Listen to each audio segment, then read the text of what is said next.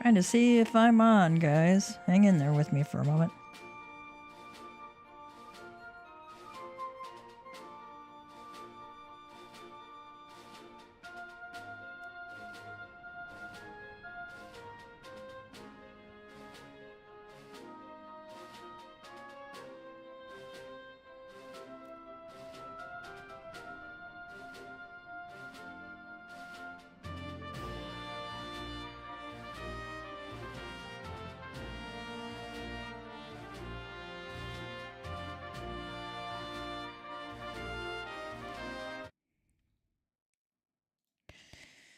Okay, wanting to make sure we're going live.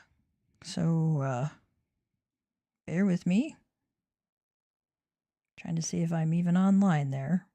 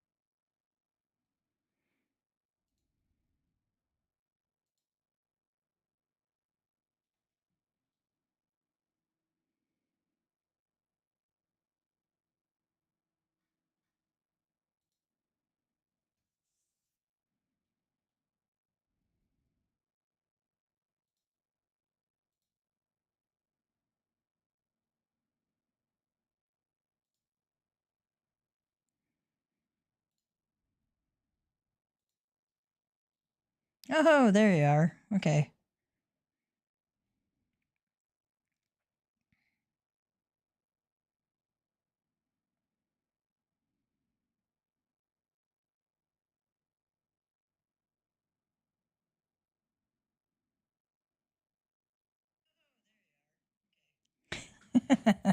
Finally.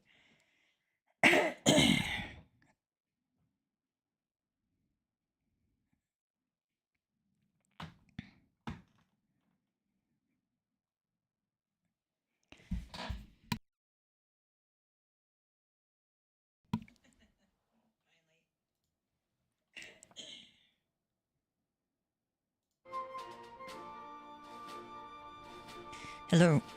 Make sure my mic's on. Hello, everyone. Mama Cat Gamer here with another installment in Gavtia's Adventures through Eorzea.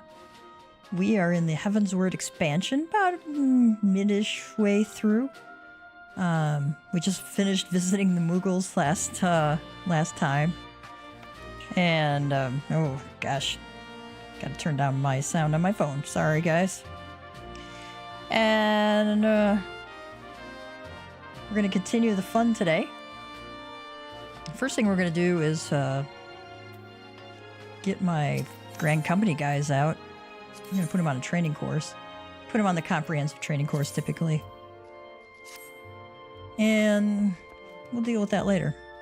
I send them out on missions periodically. That's how you level them up. Someday I might do a tutorial on how to do that. Because it's not always immediately obvious, and I kind of learn the hard way sometimes. There's actually a Grand Company mission puzzle solver, basically, where you can input all your Grand Company team and what stats they have, because they have 3 different stats, and what kind of buffs they have, because some of them can have buffs. And then you put in the mission that you want to have them be a success on, and the puzzle solver will tell you what you need to do, what training stuff they need to do to get their stats up to a certain level, that kind of thing. They cap out at level 50, so I'm trying to get them there as quickly as possible. Anyway, I am sure there are some fantastic tutorials on that already on how to get started on that. But we will defer that for later. We're going to do a Saint of Song.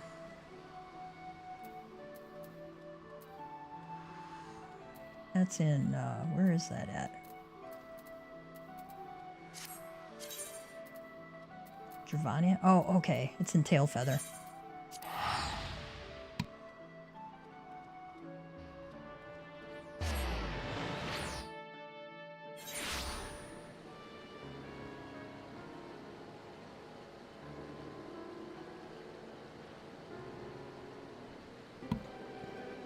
Hey, sweet bunny.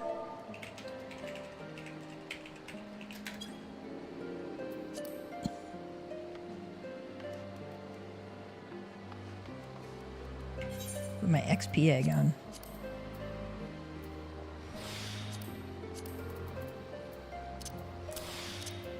I got assorted fruit from a venture. The world is better off oblivious of the fell magics used to keep this basket of fruit eternally free of bruises and mold. It doesn't give you very many stats. People can consume them. They get 10 charges, but they're nice to put out in your home if you have a home. You can get an apartment, right, in game if you can't afford an in-game house or aren't able to get one because they are so difficult to get right now.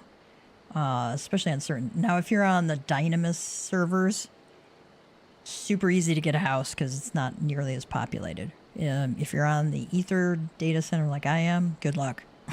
You're going to need it. All right. Sanson has a quest for us. He's holding out for Gidolo's return. Ah, it's you, Gav. If you were wondering about Gidolo, I'm afraid I've not seen him since he stormed out. He is a bit of a drama queen. But I have spoken with Master Silviel. As promised, he looked into the Curthan legend, the Saint of Song in the Heavens, and he came to share his findings. Apparently, the Heavens is a reference to a voice from the sky. It is most likely some form of natural phenomenon such as thunder and lightning. Which means that Gidolo was right. After all, what else could a voice from the sky be? It isn't as though there are people who dwell in the clouds and love to sing besides. Apparently they haven't found the Moogles there yet. What? A tribe of Moogles in the churning mist? How did I know? Why didn't you say so earlier? If these Moogles are patrons of music like their forest-dwelling counterparts, they may well know of the Ballad of Oblivion. Please, you must show me to their village. As for Gidolo, 'twould seem he still requires time alone, but I dare say he will come after us once he hears we are on the right track. Might I trouble you to leave a message with Master Silviel informing Gidolo of our destination? I shall wait for you at Annex Shrine.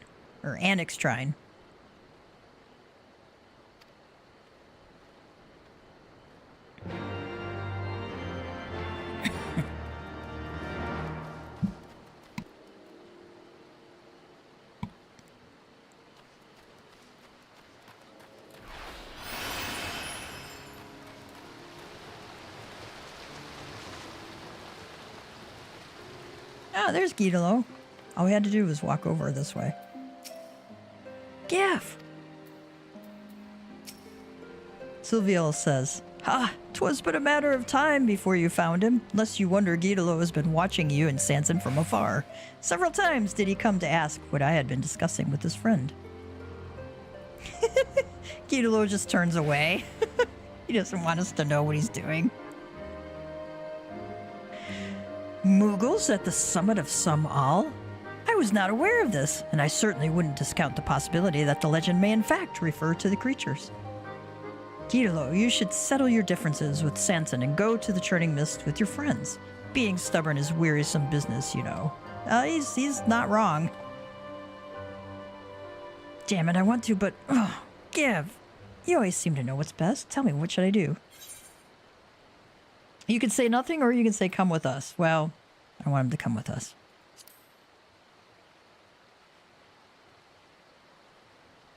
Oh, come on, Guido.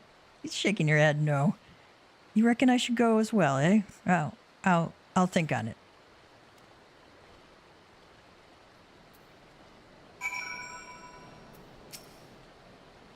Sylvia says, I wasn't aware of the Googles. Let me try that again. Sylvia says, I wasn't aware that Moogles also dwell in churning mists, and I certainly wouldn't discount the possibility that the legend may in fact refer to the creatures. Okay.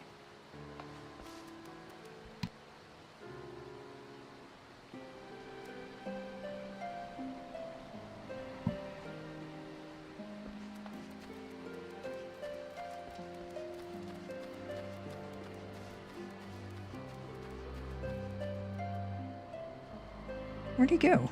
Okay.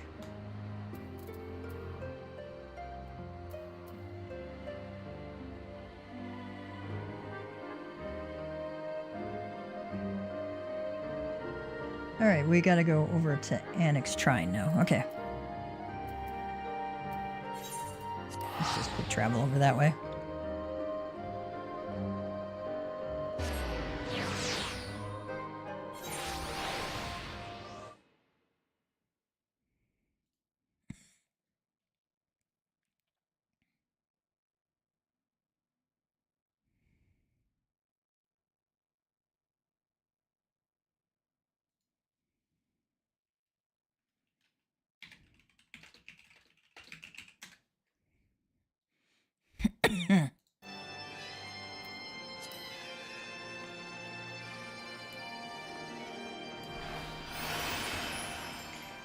I hit sprint and then I hit Peloton. Sprint is faster than Peloton, but of course it's limited in how long you can use. It would be really nice if it did not have a 60-second cooldown. That's super annoying, especially when you're in a dungeon or an alliance raid, or in a dungeon. Your alliance raid and you're trying to keep up with everybody else because, you know, some of the parties will have, you know, fizz range people who can cast Peloton, and then if you don't have anybody in your party who can do that, then you're kind of stuck being slower than everybody else. Such an imposing structure. Were Guido here, he would doubtless be inspired to compose a song. From here on, I must rely upon you to lead the way. Let us ascend to the churning mists. All right, now we got to speak with him outside Mogholm, so let's just quick travel up there.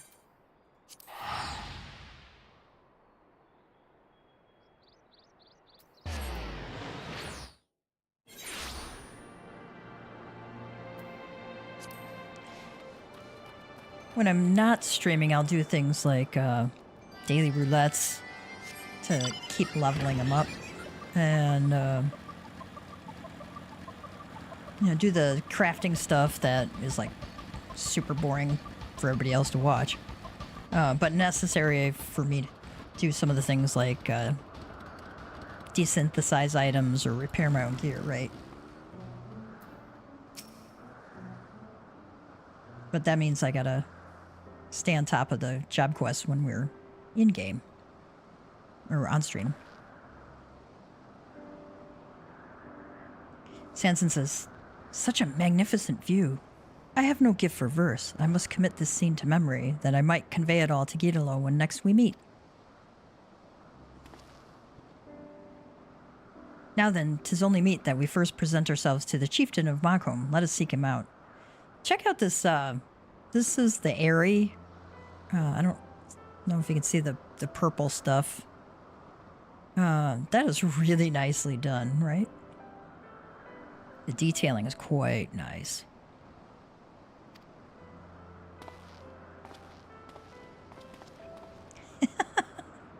Guidolo's right over there. He doesn't want us to notice him.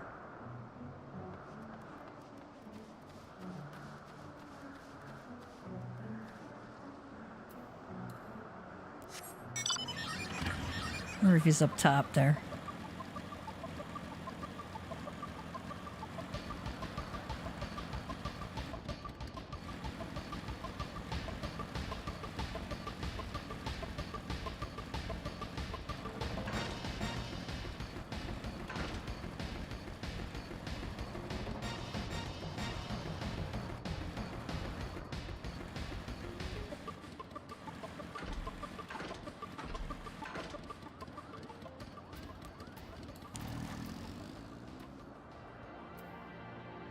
Moglin, the Ballad of Oblivion? I had not expected to hear the name from you, Kupo. It is a terrible, terrible song. Hence, it is forbidden among Moogle kind. Why, just earlier, I gave one of our bards a dressing down simply for asking about it. Young Mogta. He was ever the inquisitive one. I hope he understands that I mean well. Lest you wonder, after being scolded, he flew off sulking and headed north of Mogholm. That's Mogta, and to the north, Kupo. Just making sure we know the name, know the direction.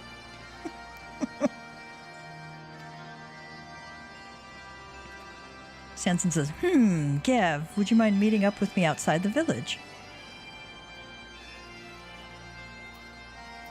Wonder what he says. Anything else?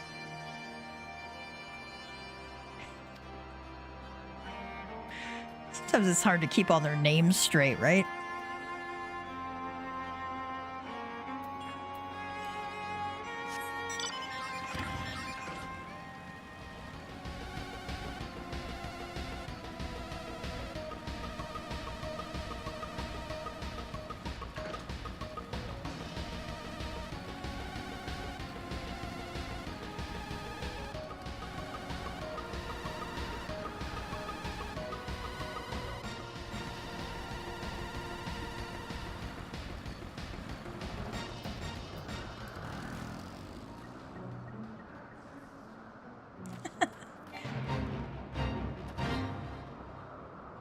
Speak with Sanson. I think this is the Moogle we need to talk to. Despite making much of the song's forbidden nature, it is clear that Chieftain Moglin wanted us to meet the Moogle who shares our interest in it. What his motives are, I cannot say, but I see no harm in seeking out the bard of which he spoke. 12 forbid you have forgotten this, but his name is Mogta, and he should be north of Mogholm. Just in case we had forgotten, the game tells us again. I suppose that's in case, like, you have to stop in the middle of the quest or whatever. And, don't happen to remember who you talked to, right?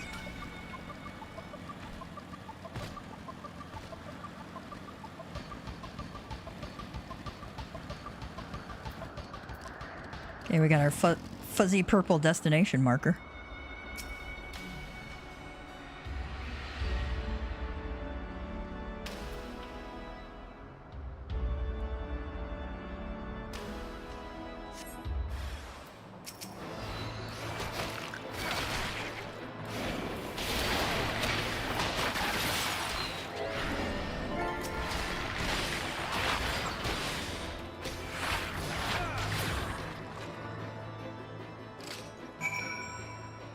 Alright, we gotta keep going north.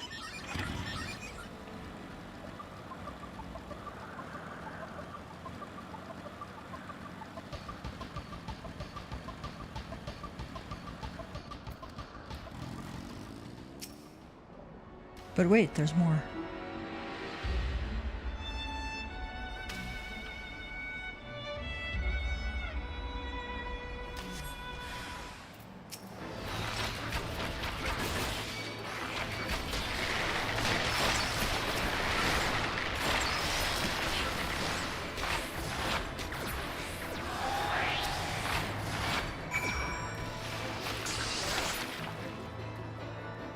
Didn't quite mean to get that ice spray, but that's okay. Or lightning spray in this case.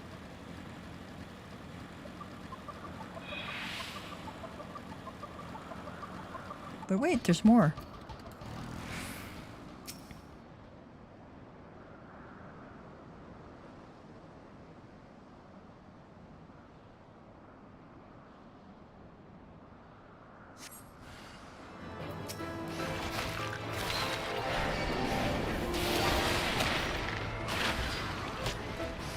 Ah, I forgot to get my chocobo out.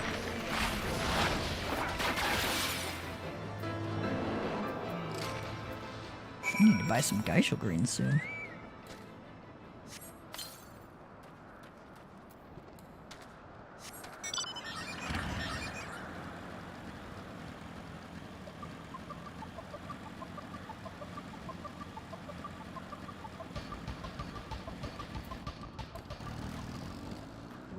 There's Sanson.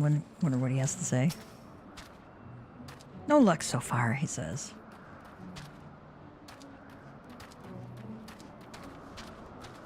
Magta. Boneheaded. Lay about. Grumble. Kupo.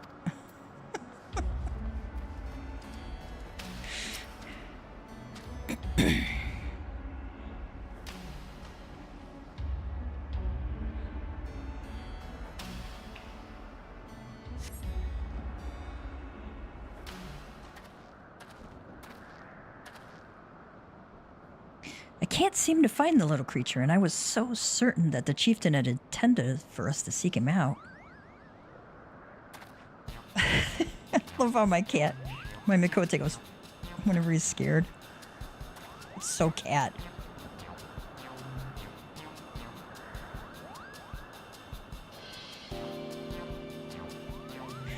Kupopo? Please don't eat me. I'm not nearly as sweet and succulent as I look. Have no fear, little one, says Sanson. I promise we won't hurt you. Might you be Mogta by any chance?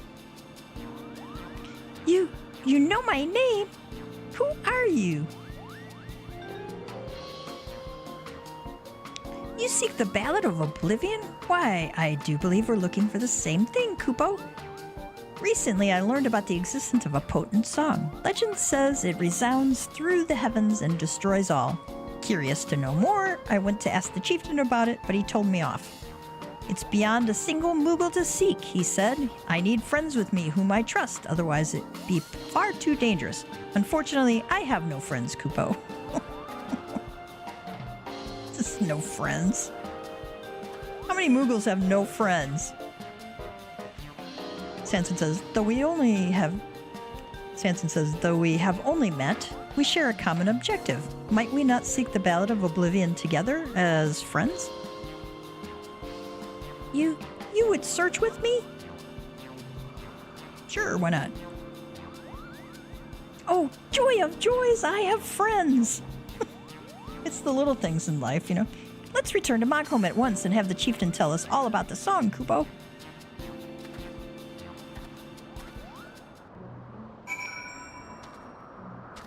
I'm not sure why we shouldn't just keep going looking for it. I could be wrong, though. Maybe, Chief Moglin has the answer for us.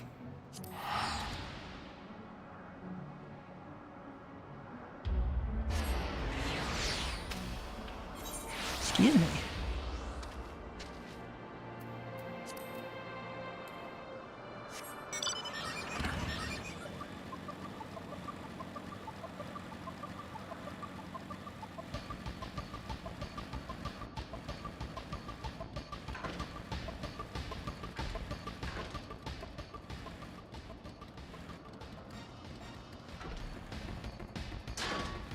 Nope, I keep missing it. I have a feeling it's only accessible once you have flying enabled. That'll make it super easy for sure. Moghan, if your tummy's gloopy or your wings are droopy, I have a potion to fix that.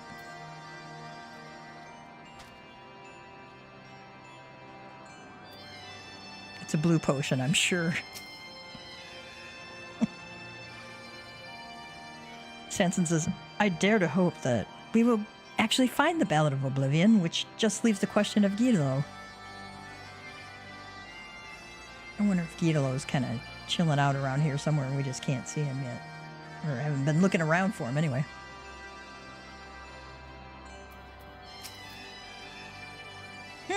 That your hearts beat as one in this endeavor is plain to see.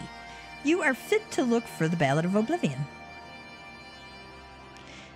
Is what I would say, except you are still missing a little something, a small but vital piece. I can't quite put a paw on it, but your fellowship is incomplete without it, Kupo.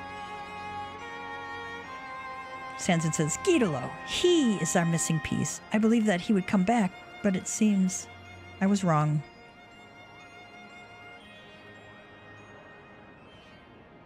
Sanson says, is this true? You caught sight of Gytalo here in the churning mist? I think we nodded at him. And now we're saying yes. Magta says, this Gytalo fellow, does he love music, Kupo? Sansa says, aye, that he does. Like you, he is a bard, and he loves music with all his heart. Magda says, then it's settled. Once Gidolo joins us, we'll embark upon our journey. Our band will be all the merrier for his company. If he's nearby, we're bound to find him. So please cheer up, Kupo. Magda says, until such time as your fellowship is whole, you may remain here as our guest, Kupo.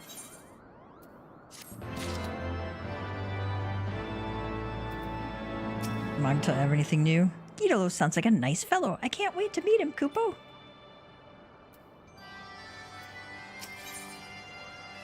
Sanson has given up hope of Gidolo returning.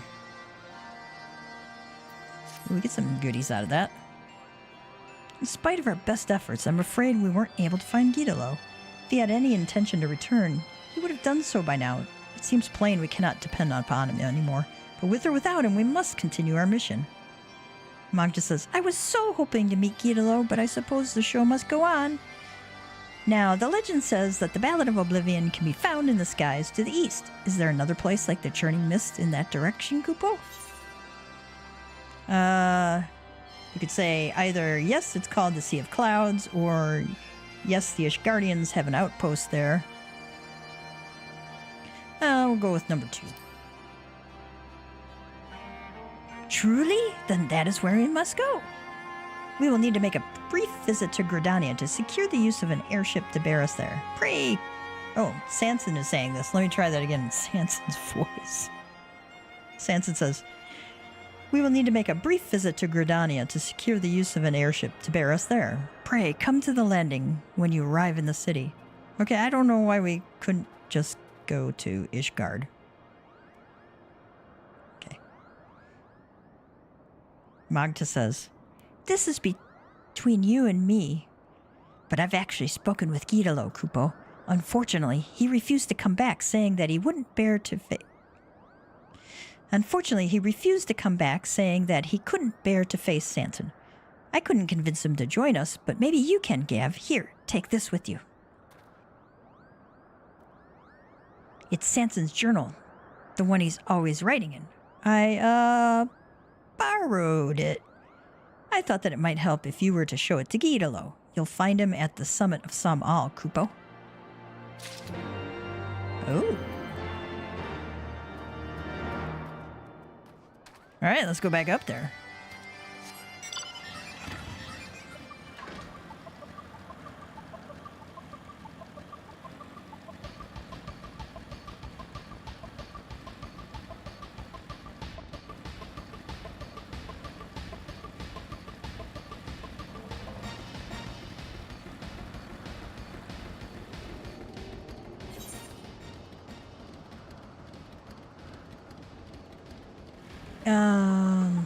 Let's go in the other way.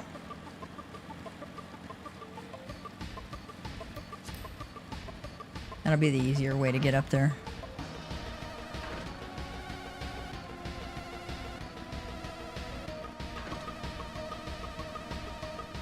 Mogto. Some of these names are hilarious. Mogmug.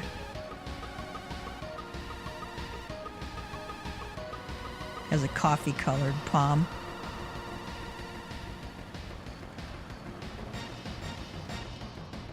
Wow, this is a nice view up here. That's kind of cool.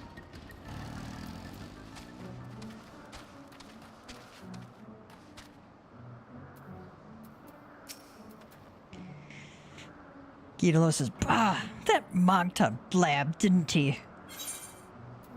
Sanson's journal filled cover to cover with writings on song.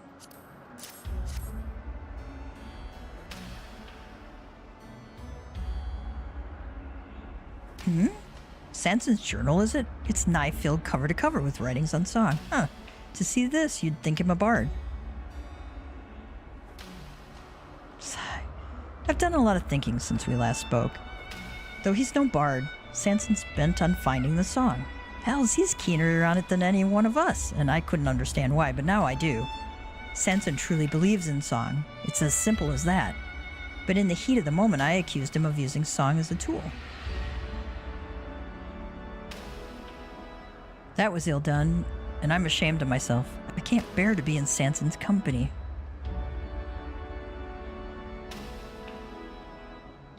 You're off to the Sea of Clouds? Then I wish you luck. I can't go with you. I don't have the right.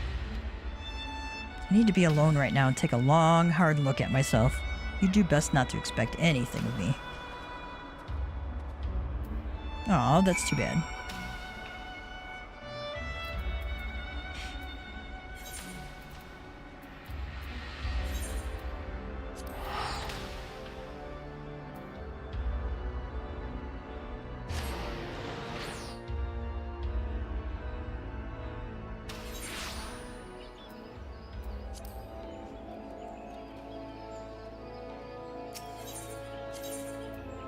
Go to the airship landing here.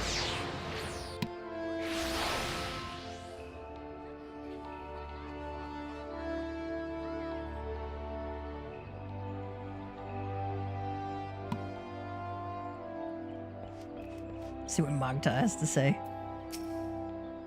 I've made myself invisible with Moogle magics. You mustn't talk to me or people will suspect, Kupo.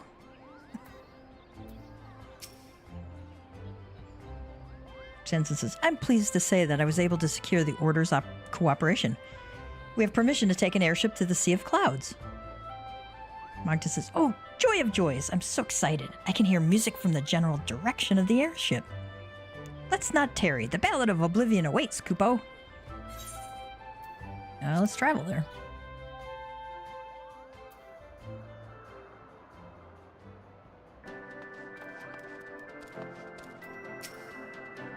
Something about this place makes my fur stand on end, Kupo.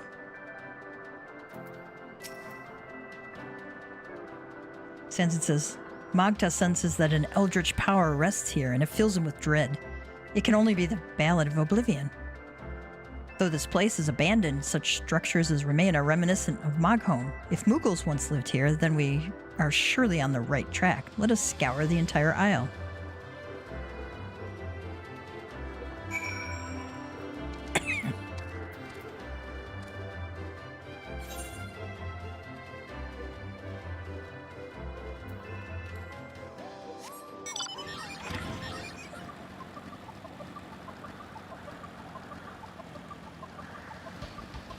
Let's give them a wide berth.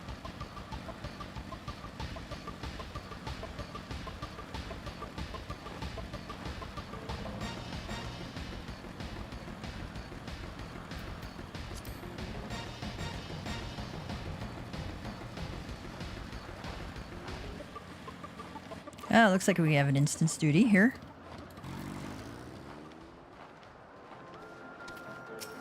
Magda says, something about this place makes my fur stand on end, Kubos. Okay, so here we go. Level sync to 60. We're 72 now, so we'll be okay.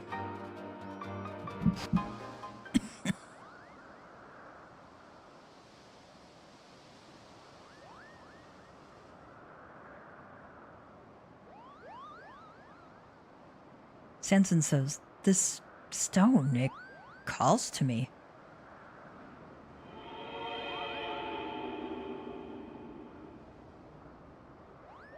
The Ballad of Oblivion is here. I've never felt so certain of anything in my life. Where have I seen such markings before, Kupo? I remember now. This is a sealing stone used to seal away baleful beings you mustn't touch. Too late.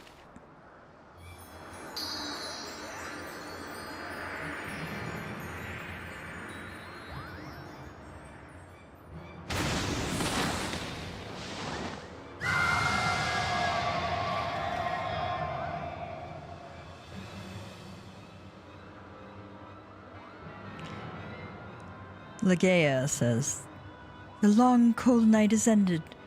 Banished by the heart of a fool, your dreams are mine to see, and your heart is mine to rule. Ooh, she's a vampire. I sing a song of love, and such love I bear for you. With all my heart I give it, and know my heart is true.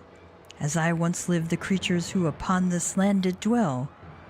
But they cast aside my love, so I sent them all to hell. That's a little dark. Of course, it is a song of Oblivion. Oh, my head! Oh, nay, my very, very soul is like to split. What is this voice? Magda says, resounds through the heavens and destroys all. Oh, gods, this is the Ballad of Oblivion?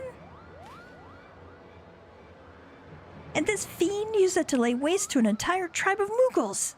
This isn't a song, this is an outrage, Kupo. Hey, Chelly, how are you?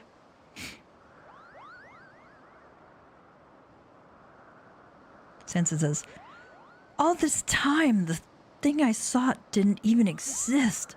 'Twas I who released this menace into the world.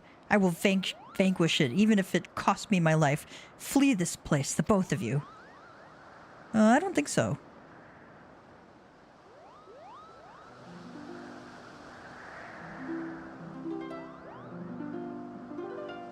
Who do you think you're trying to impress?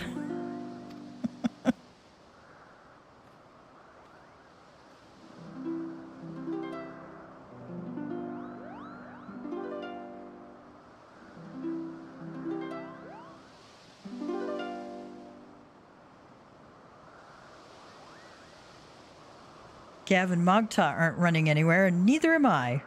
We're in this together to the bitter end.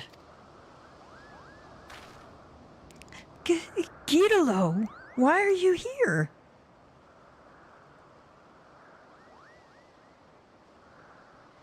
I'm here because you know nothing, Sanson the Stiff. I can't well leave you to your own devices. Prick up your ears, because I'm not going to say this again. It's the fervent desire to aid our comrades that bestows our songs with power. And no songs have more power than those you compose yourself.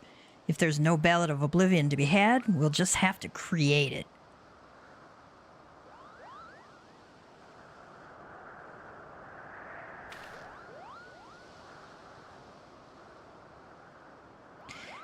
Yes. Yes, you have the right of it. Let ours be the song of triumph over a legendary fiend. Ha! I like the sound of that, says Gitalo. Now then, there are 4 of us to battle the siren. Let's make the song a quartet, eh?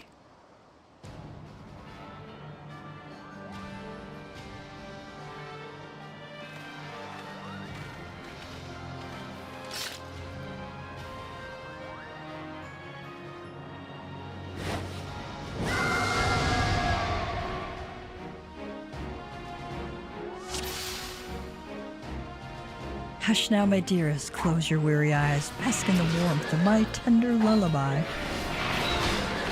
No, Fiend, you're the one who will be sleeping. Call it a song, don't make me laugh.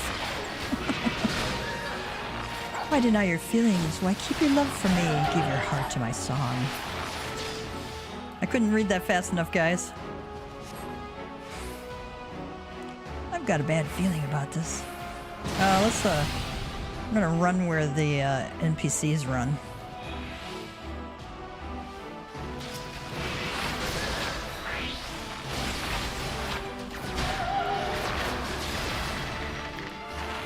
It's kind of like Pharaoh's. Oh, we're gonna interrupt that.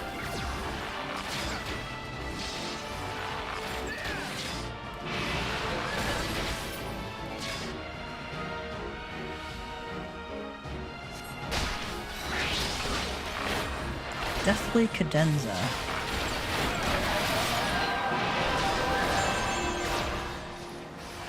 Song of Torment. Well, I still got 7 seconds left on these.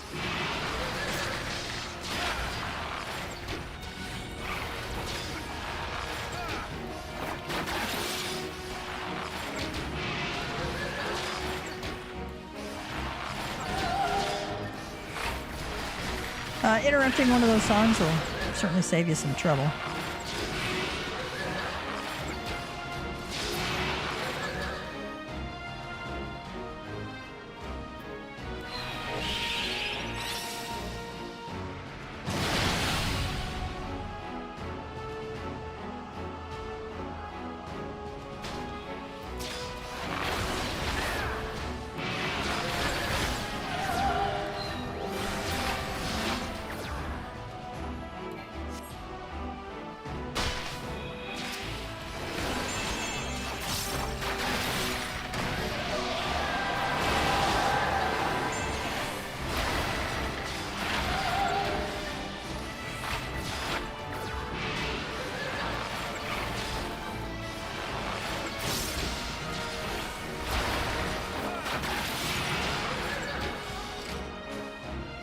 Alright, we did it!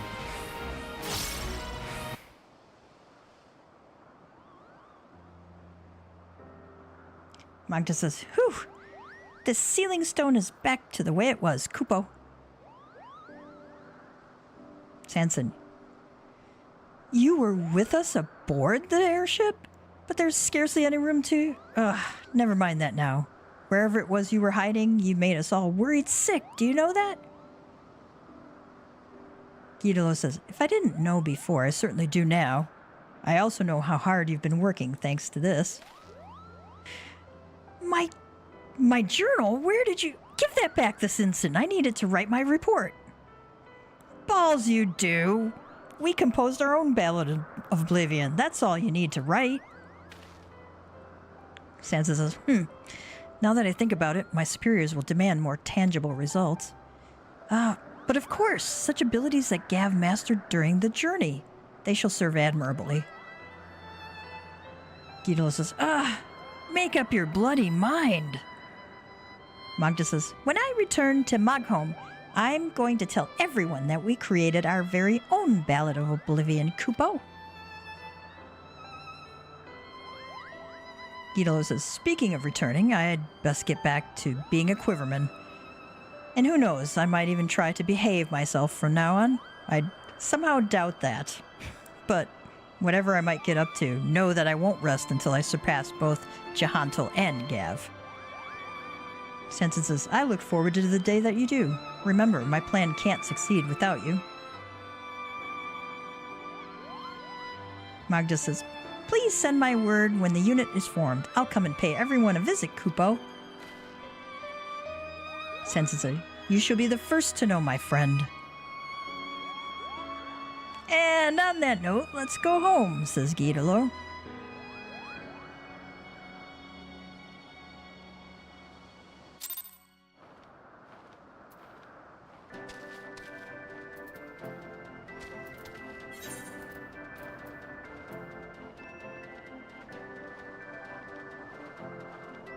Alright. Sanson believes that such... follow your friends back to the airship and let Sanson know that when you're ready to return to Gridania.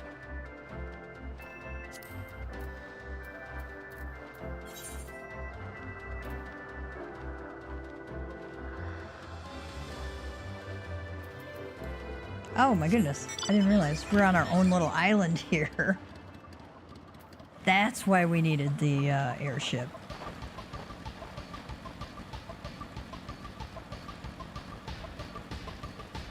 Oh, did you notice? I just saw it. What does that look like, guys? It's a little Moogle with his palm and everything, the little ears and everything. Oh, that's cute. Makugo Island. Nice, guys. Nice, Square Enix. That's a cute touch.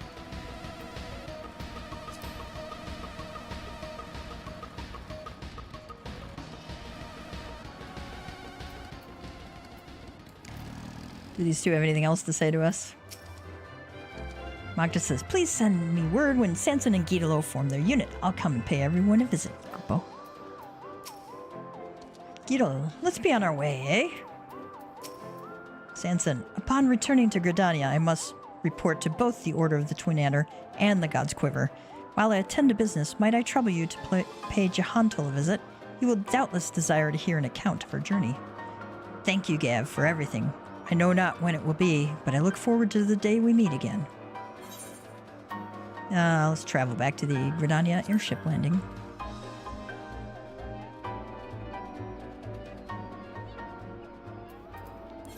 Alright, speak with Jahantel west of the quarry mill.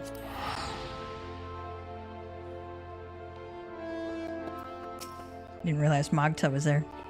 Guidolo and Sanson have returned to their duties, and I suppose you have things to get back to as well. I do believe I'll take this opportunity to see the sights and sounds of the Twelveswood.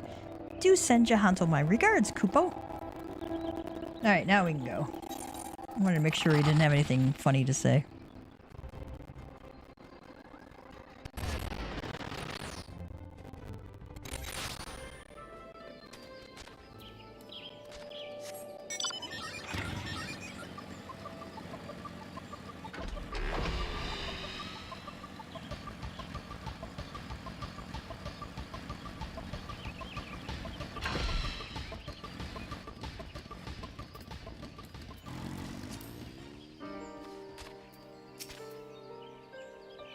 Johanzo says, a rousing tale of friendship in the face of adversity.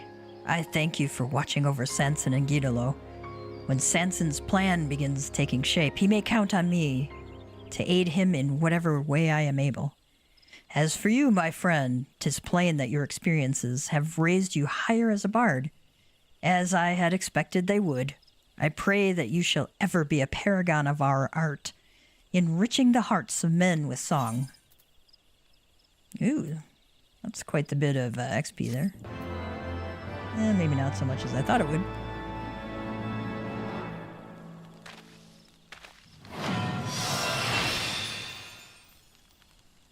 This concludes the Bard quest for Final Fantasy Heavensward. In order to undertake the next series of quests, you must first meet the following requirements. Complete the main center quest, The Far Edge of Fate, and when you've done so, the next Bard quest will be available from Johanzo, probably when we get into Stormblood. I'm glad to see your experiences have raised you higher as a bard. I pray that you shall ever be a paragon of our art, enriching the hearts of men. Alright, Sidewinder's a nice skill. This delivers an attack with a potency of 320. It's got a 60-second cooldown, so it's fairly long. I don't have it on my main bar as a result. Because 60 seconds is, you know, a long time to have for something that needs an important space. Alright, let's see what this... Aoidos...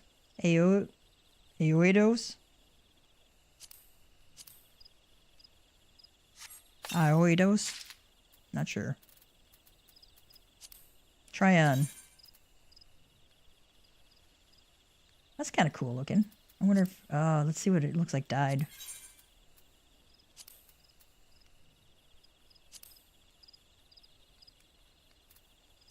Wonder what the other color would be.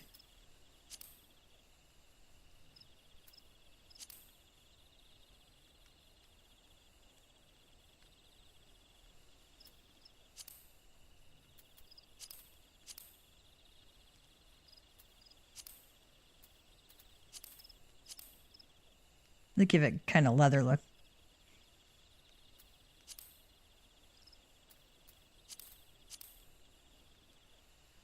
Kind of weird to have that rust-colored thing at the bottom. I don't know if that's a feather or what. That green would look good with it. Yeah, that's not too bad.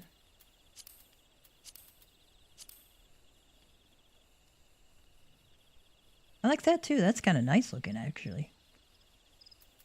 Wonder what the blue looks like.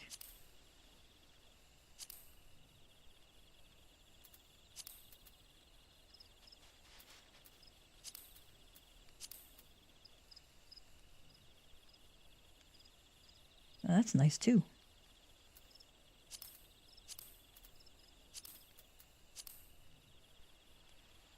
Yeah, I'll have to take a look at that. That is a nice set, actually. Sometimes they look really funky, you know. Kind of like those pants. Those are kind of cool looking. Got a little detailing along the side there. That's nice.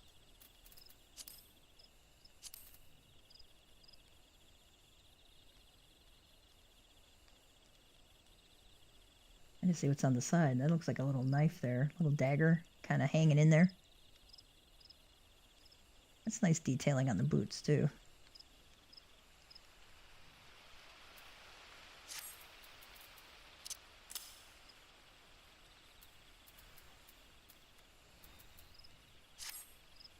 I got too much junk in my inventory there.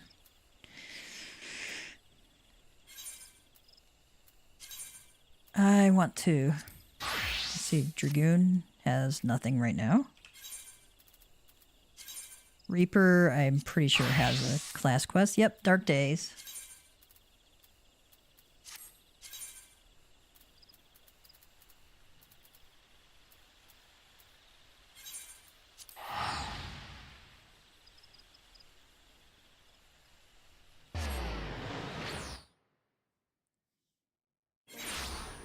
So you can see I've gotten him up to 76 already, because that's... I do, A lot of Reaper stuff.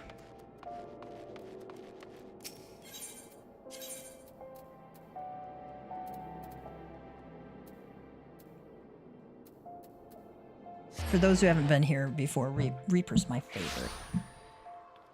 I got some great jobs out there, and I recommend everybody try at least one of every role.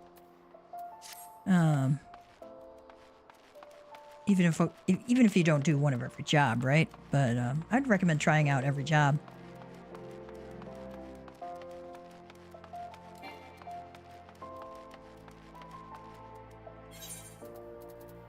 Some are definitely easier than others. Like Ninja is really hard on my hands because of the mudras, and they're a pain in the butt to remember. And it's not like you can macro job skills because everything is like a base 2.5 second cooldown, and the macros only let you do a thing in 1 second increments. So if you do a macro, which should take 7.5 seconds to complete, is 9 seconds, and that can really wreak havoc with your DPS. So, if it ain't Gav, you headed in? Yep. Let's go in.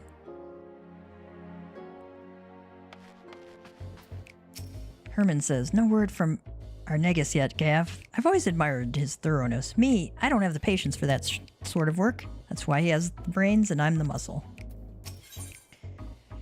Dark days. Drusilla is awaiting word from Arnegus. Apologies, Gav, but we're still waiting on Arnegus to come through. There's not much for you to do around here till then. Unless you have a knack for cleaning. Herman is good at wheedling out promising stories and whatnot, but getting to the truth of those stories is a craft as delicate as weaving. I've done weaving, and that can be a very delicate craft. Believe it or not, I've actually done weaving. And it was just a summer job I had at one time at a mill and weaving studio, and it was part of a college thing. And it took probably most of the summer to learn how to become proficient. And that was not even good. It was just proficient. I'm sure you've seen firsthand how one bad bit of information can lead to elaborate plans coming apart at the seams.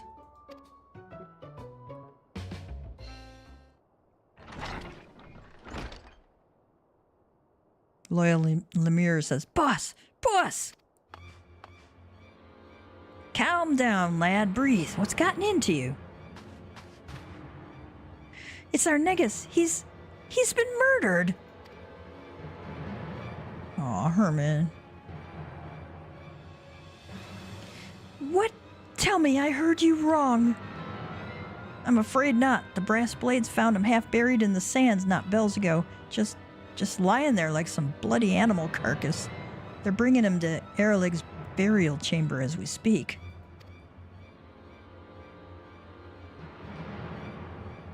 Drusilla is not happy.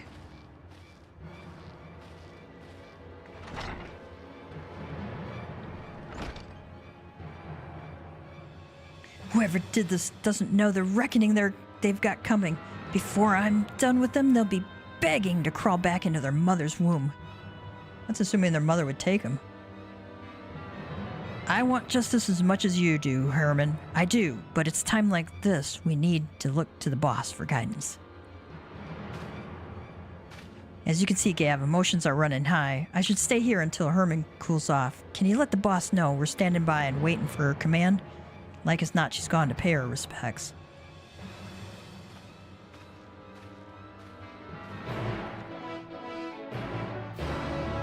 Oh, I liked Arnegus.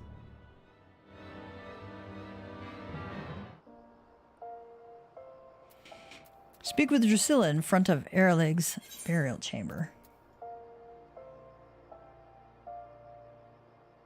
Ah, that's near the Thaumaturge Guild. Right.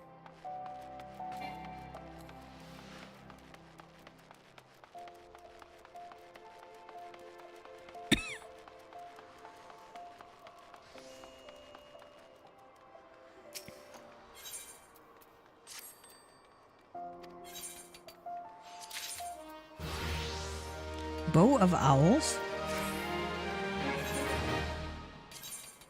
See if I can upgrade on any of his stuff.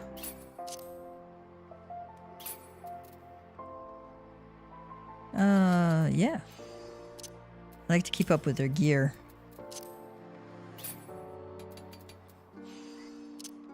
Even though it looks god-awful.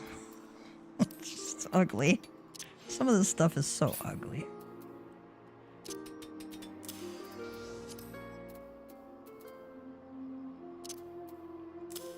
But it helps you level them up a little bit better. You'd be able to take on better quests.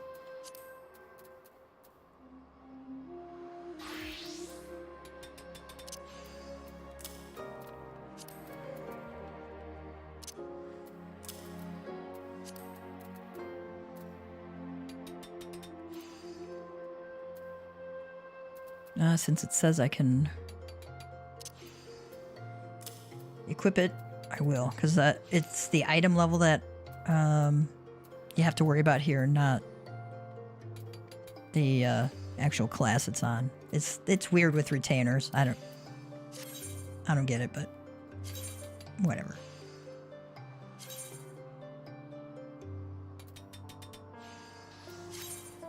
I'm just gonna do a quick exploration because, you know, you get fun stuff back. It's like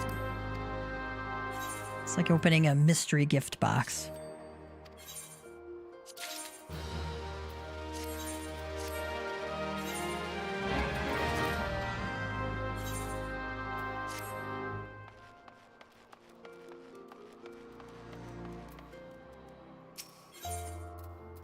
So yeah, if you have retainers, they won't go any higher than what your highest level is in that particular job. So I'm working on my botanist, and I'm working on...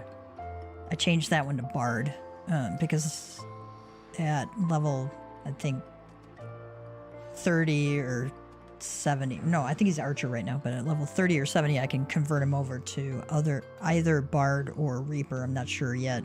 I might have to wait till 70 to turn him into a reaper. If they could do that.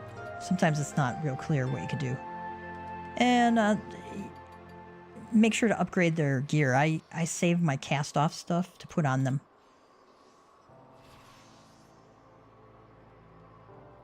Because that'll get you back better stuff and let you go on a higher level hunting and gathering kind of quest. Gotta go to the Thaumaturge's Guild.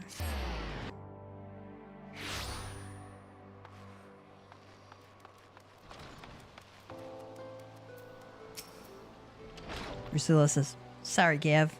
I ain't in the mood for chit-chat."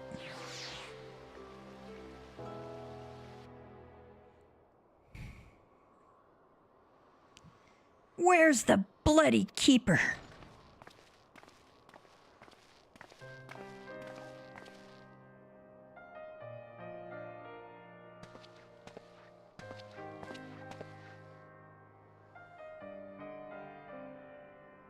My lady, prithee, the dead must be let to rest, says the Order of Nalthal priest.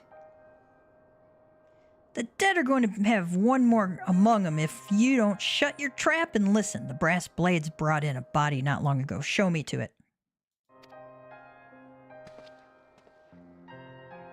Ah, yes, that they did. But are you the deceased's family? If not, I am afraid we cannot...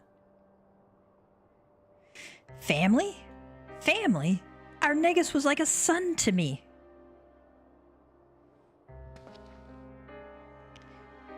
Order of the Nalthal priest says, like a son? Ordinarily that would be... He is interred in the innermost coffin. However, I must advise you not to gaze upon the body.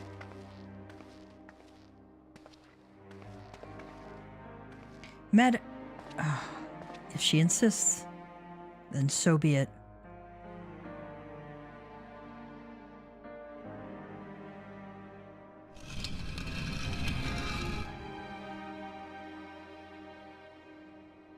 God damn it, Arnegas, I told you not to go and get yourself. Don't, Gav. This isn't for you.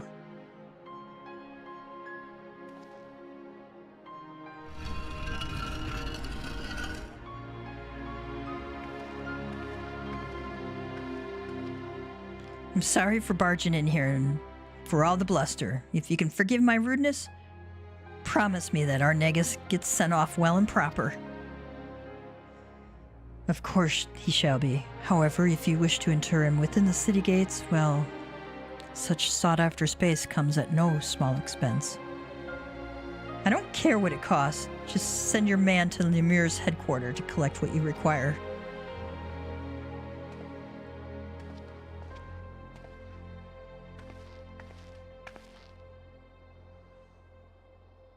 Kev, I appreciate you coming to find me, but there's someone else I have to speak with first. I'm heading to Stone's Throw. Come along if you please, but come along in silence.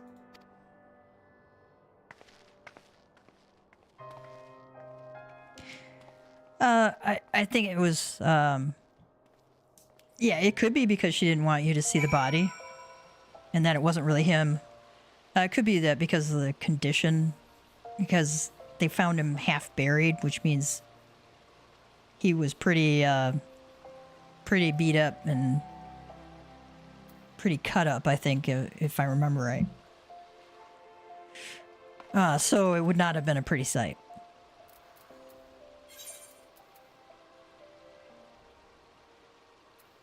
Alright, Gate of Nald would be the easiest way to get out of here.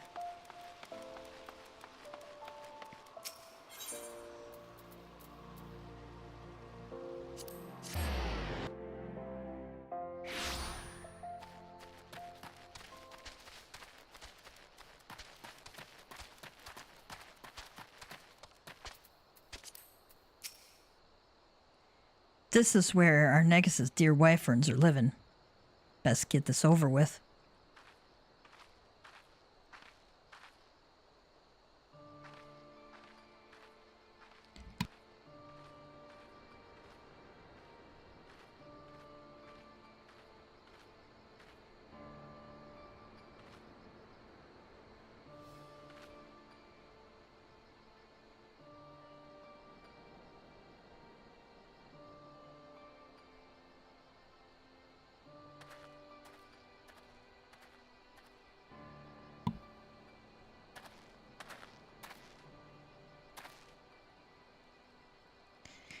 Our Negus never forgot the debt he owed you.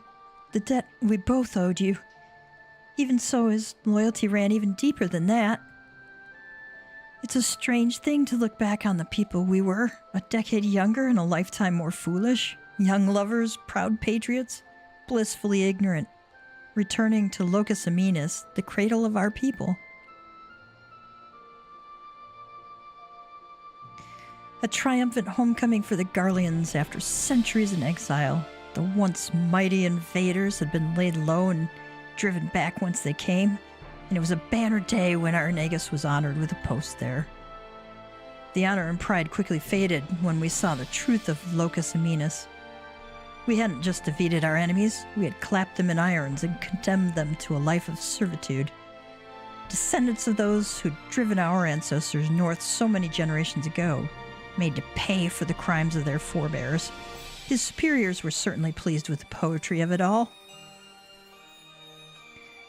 Our Negus, however, could not simply look away from their suffering, let alone take pleasure in it. Confronted with the reality of the place we would call home, his conscience demanded he take action. He began cooperating with the resistance, but the eyes of the Frumentarium are all-seeing, and before long he was ousted as a sympathizer. 'Twas only by the grace of good fortune that we escaped with our lives. I've often lain awake at night, wondering if he had outlived his usefulness to the resistance, or perhaps it was a petty senior officer that orchestrated our fall. Regardless of the cause, the outcome was the same. We could never return to the Empire. We fled to Eorzea by way of Radzatan, the only route open to us. Drusilla says, wasn't soon after stepping foot on the docks of Limsa Laminza that your luck ran out, as I recall. Stopped by Yellow Jackets and accused of being Imperial spies. Aye, but we still managed to make an escape. We ran and ran, terrified that our pursuers would one day catch up to us. That is until we met you. Had you not taken us under your wing when you did, I shuddered to imagine our fate. Drusilla says, your gratitude's the last thing I deserve, lass. If I hadn't sent our Negus off on that damn fool's errand, he'd still be alive. It was Orcus that killed him, and no mistake. He died for my vengeance. I can't tell you how sorry I am. Wife says, no, you needn't apologize. I know. I know he was happy. So long as he was helping you, he was happy. The blame for his death doesn't rest on your shoulders. It rests on the man, the monster, that murdered him in cold blood, and I expect you to see he answers for this crime. For me and for our Negus.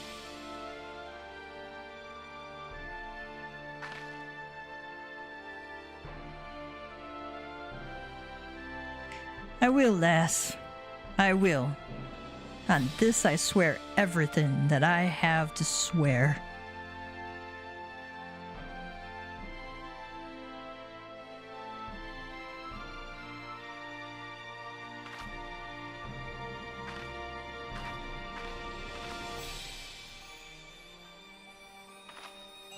We need to talk, Gav.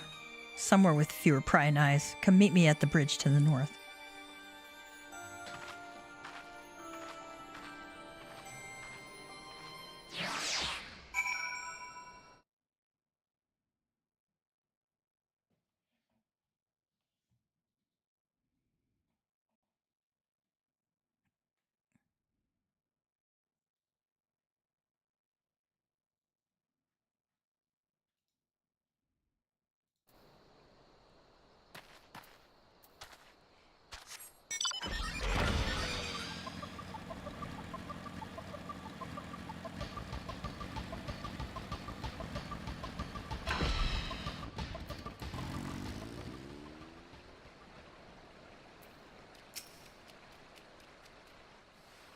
Hopefully my bird's not in the cutscene.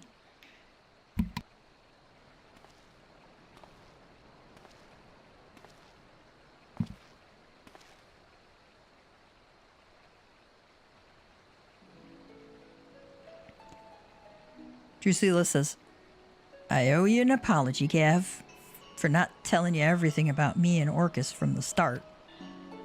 I dragged you into a fight against a foe that's cunning, brutal, and utterly merciless. I thought with all of us together we'd tip the scales in our favor. Our Negus paid the price for my hubris.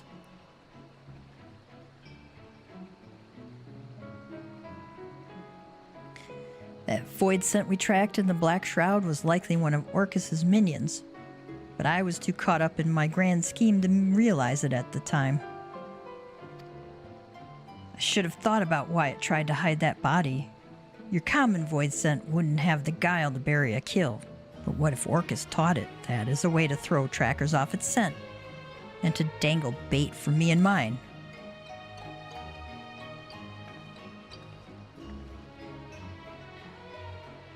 Orcus has used that same trick in the past, and he knows that we know it too.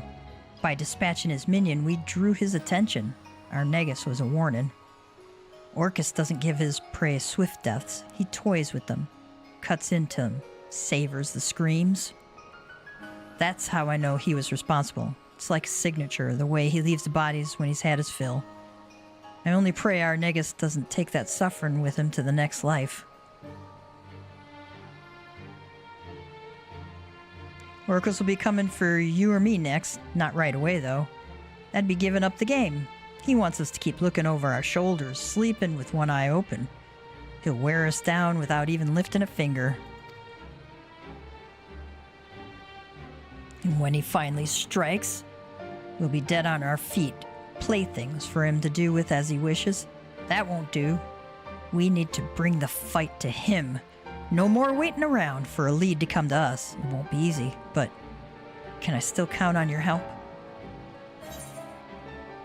So we can say, for our Negus, or I've come this far, might as well go the rest of the way. Well, I think Gav would say for our Negus.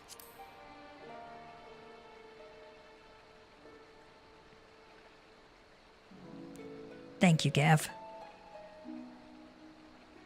And if you got no qualm risking life and limb to fight for our Negus, to fight for me, then I've got no qualm calling you a member of my family.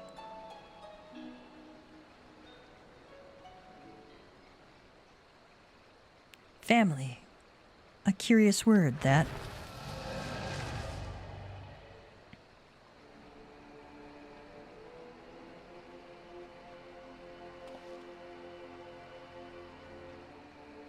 Bloody, it's him, Gav, Orcus.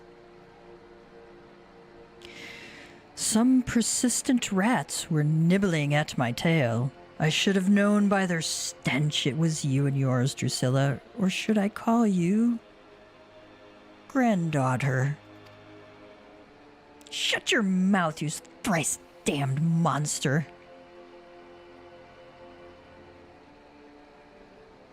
Monster, is that any way to greet a beloved elder? Children these days. It seems one death wasn't punishment enough for you. A second should suffice for the scant remainder of your being.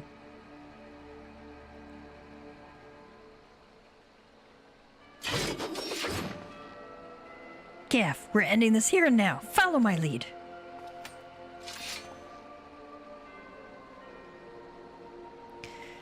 I thought we might savor our reunion for a while longer, but if you insist, I shall feast upon your beating heart here and now. Die, says Drusilla.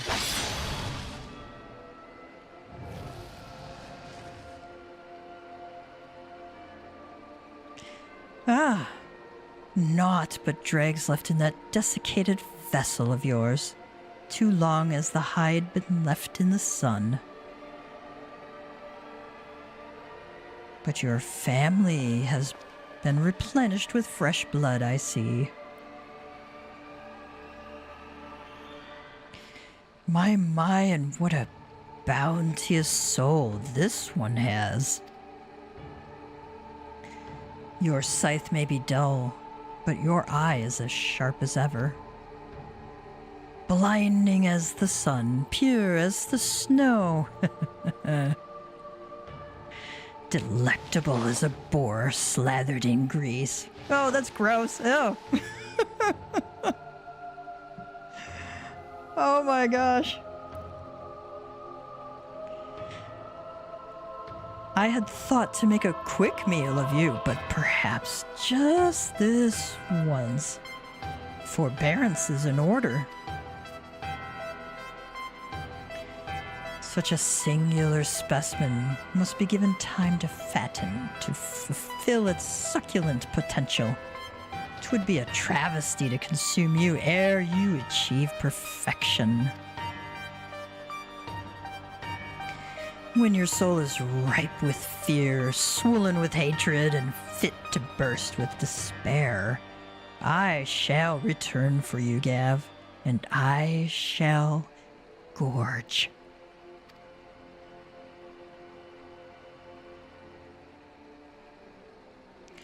Until that time, sup well, my growing whelp.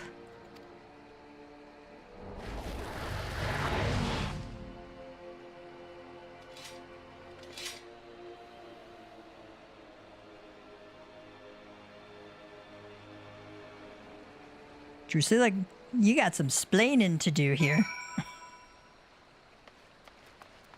Granddaughter, really?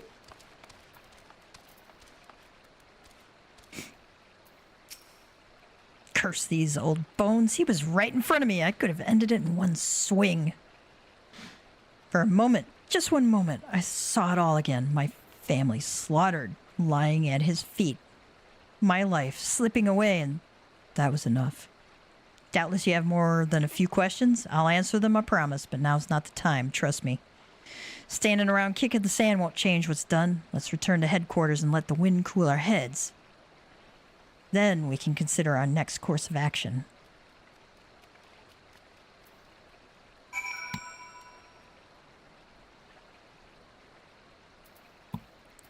Let's go back to Ulda.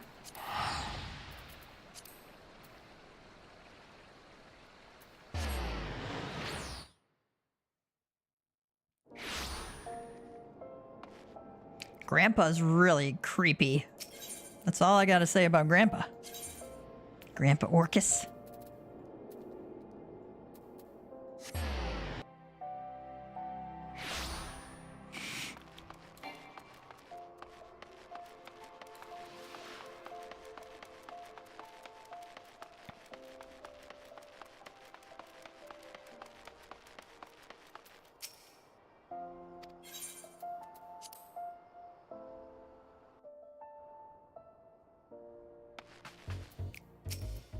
Herman says, the boss told me everything. That bastard Orcus is going to get what's coming to him. He thinks he knows pain?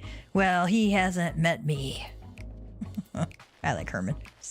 She's got spunk. Drusilla says, it was my own fault. If I hadn't stood there slack-jawed, if I wasn't so damn slow, we'd be rid of that abomination once and for all. What you saw used to be my grandfather before Orcus took over. He looks green enough to be my own grandchild now. Trick of the void like it's not. It's no secret that a void scent doesn't want to devour you. It probably wants to take possession of your flesh. But Orcus has a particular talent for it. And as you doubtless surmised, he's got an insatiable craving for ether. Killing is only a prelude to the act of gulping down your essence like a draught of ale after a day's work. He's old. I can't say exactly how old. And he's acquired a taste for the finer things. Seems your soul counts among the finest he's ever seen. Things just keep getting better for us, don't they? We could say, wouldn't be the first time someone set their sights on my soul, or he can keep his bloody fangs to himself. I think I'm gonna go with the first one. Is that so? Used to being a prize pig, are we?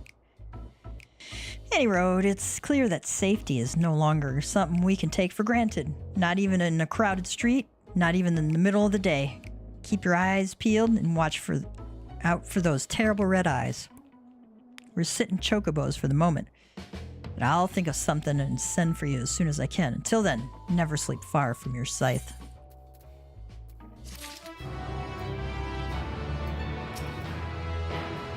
Herman says, if the boss says you're family, then you're family. Let's put that bastard in the dirt, eh? For our negus. Alright, this one won't be ready or available until level 78. Okay.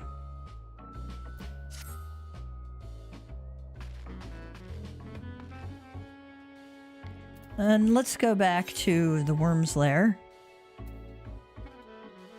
Alright, with your efforts at peace in shambles. Remember last time we talked with Heavensward, who informed I'm blanking on her name. Isael, that she was not imbued with the spirit of Shiva. It was a imposter, I think.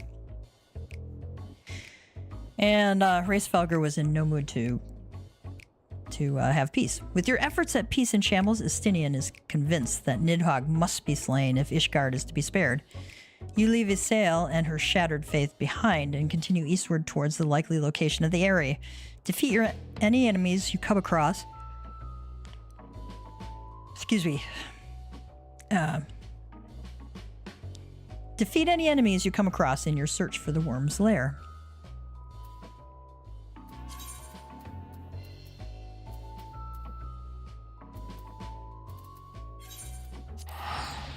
Fly back to Zenith.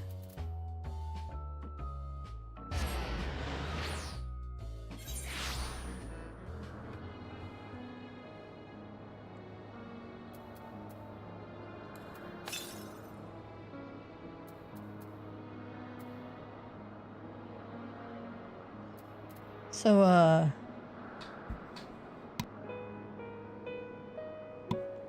over 1,000 yalms to the northeast is the next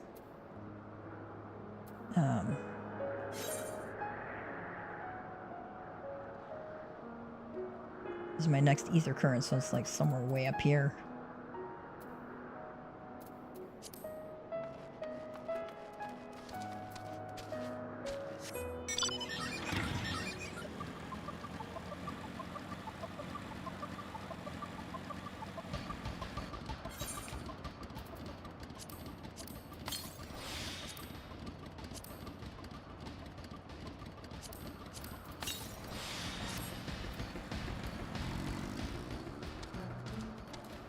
I see we got buddies.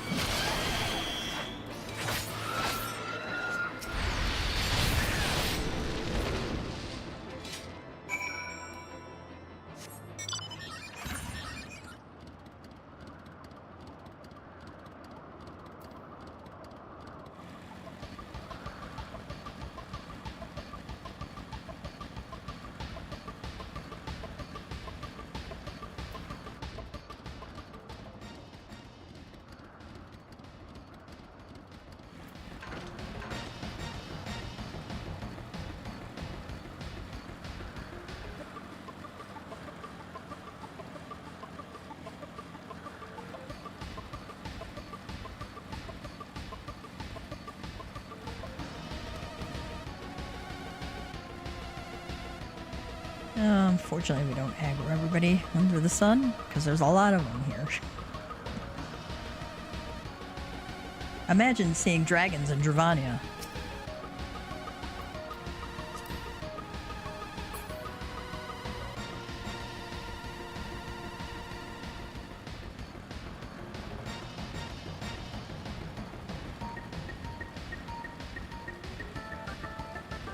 Speaking of dragons, I found on the Square Enix forums, Final Fantasy XIV forum, they actually have in the lore section an entire thread on dragon speak, including pronunciations.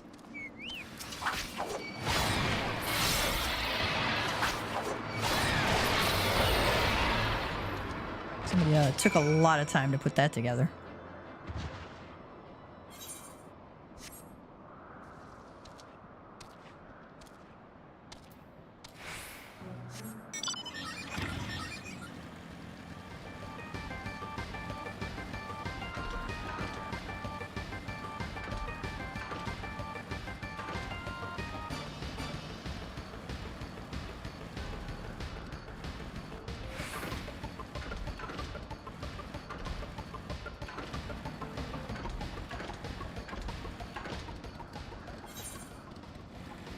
Unlock some of this.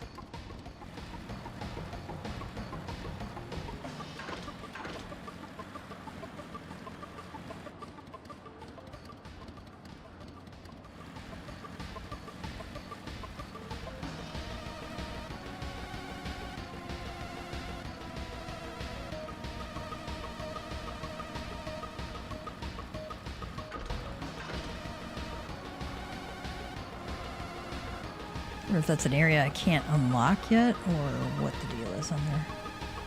We'll see if we can get it.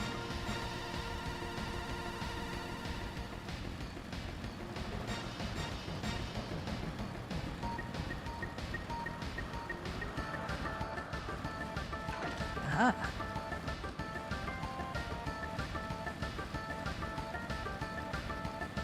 Sometimes they have lookouts on up top on these things. Plus, it's just a nice kind of place to look around.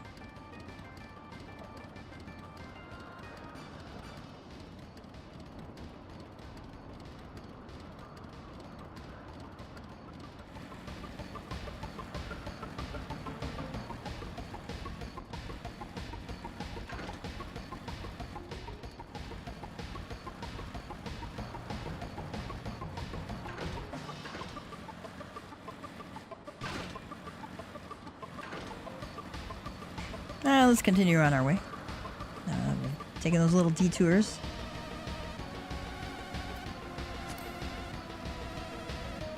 The XP for unlocking areas is kind of nice.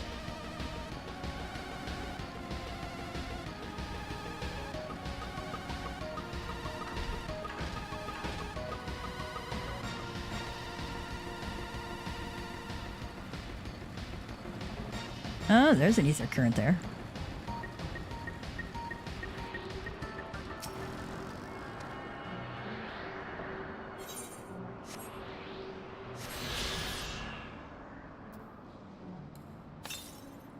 All right, we got all of the ether currents unlocked for this region.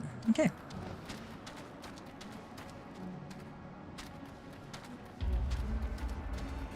Nice.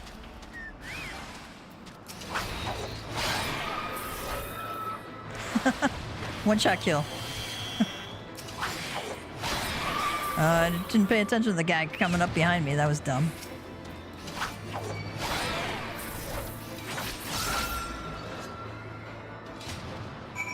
Alright. Speak with Estinian. Alright, let's go on up that way.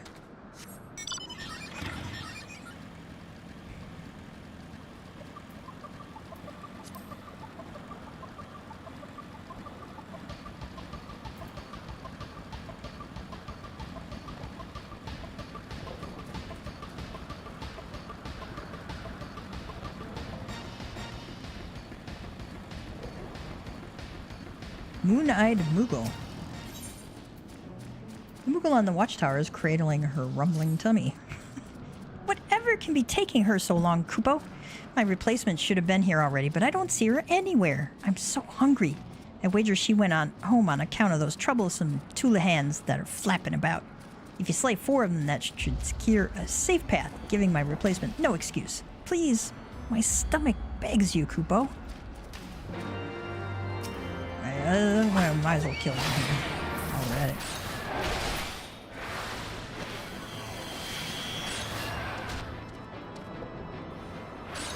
Oh, that's attached.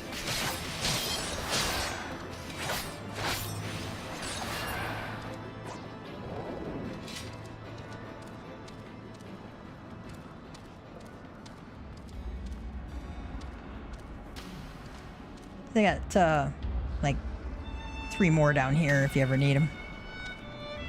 I'm not going to kill them at the moment in case I need to kill some for these guys too. Elfino says, Estinian, pray tell me I'm wrong.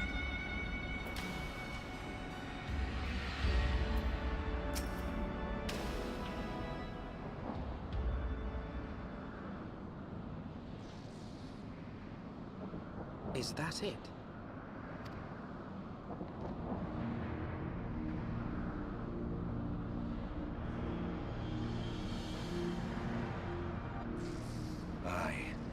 That would be the Airy. I feel Nidhogg's presence through the eye, his caustic hatred gnawing at my soul. 'Twould seem the death of his consort has put him on guard. Mark how he wards his lair with tempestuous winds.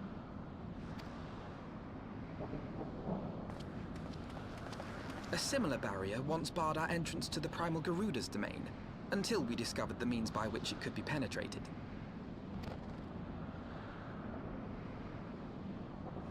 That grin. Mayhap it is time we called upon Master Garland. It will be just like the good old days, no?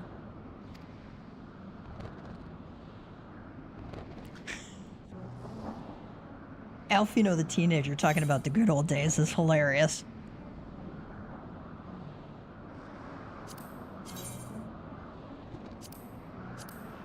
Okay, that one's better looking.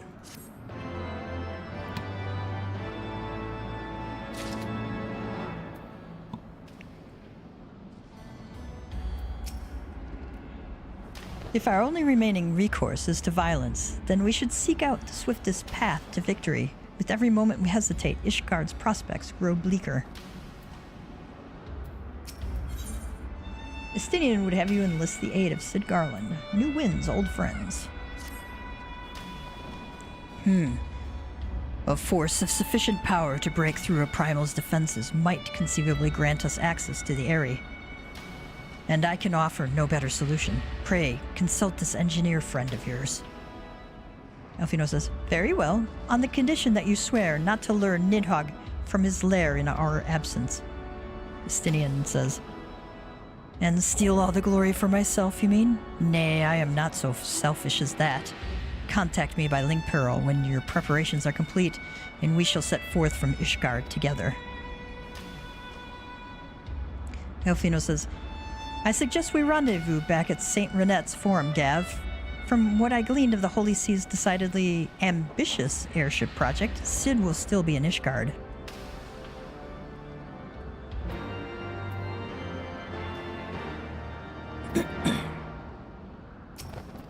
Estinian says, go.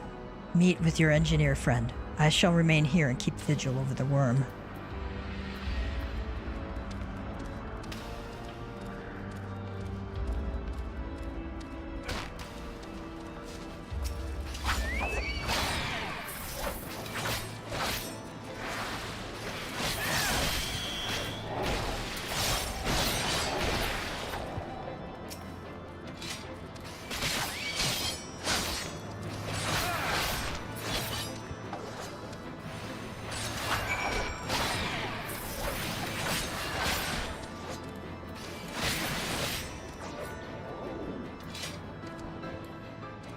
Well, our little Moogle friend would be very happy that we cleared the way for him.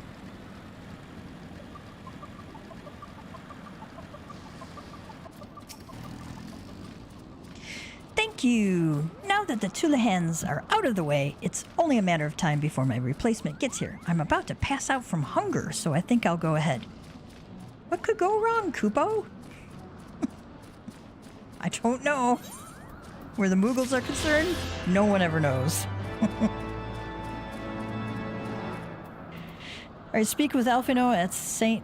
Renette's Forum.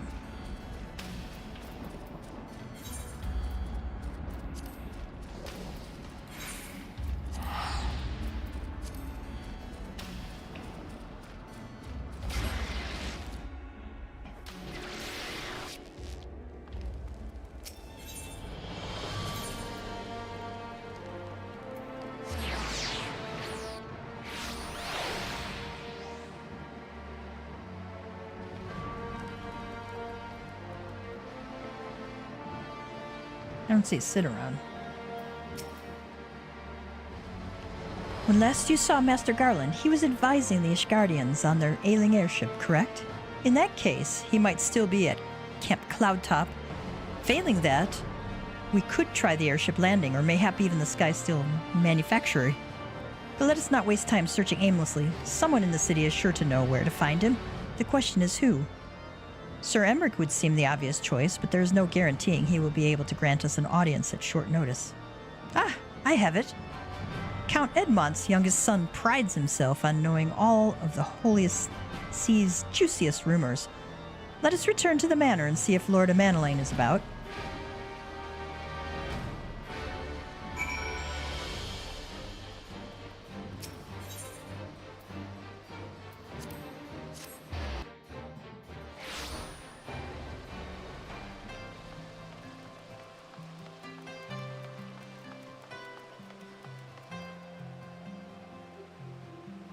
Sometimes if you pass by these guys, they'll have little things to say to you.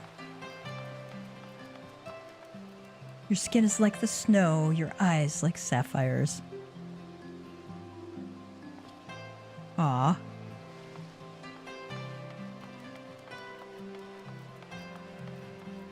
Oop, we need to talk to the dude first. Welcome, Master Tia. Shall I show you inside the manor? Yes, please.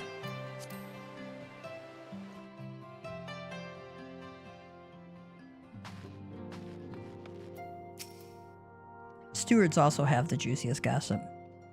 Oh, you are still here, Master Tia? No, actually, we've came and went. Alphino says, we are fortunate to find Lord Amanelaine at home. The tavern keeper's loss is our gain. Onorwa says, when it comes to exchanging information of uncertain origin, Lord Amanelaine is something of a prodigy.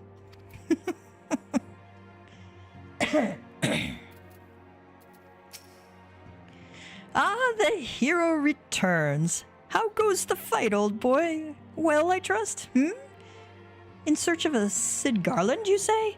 Then say no more.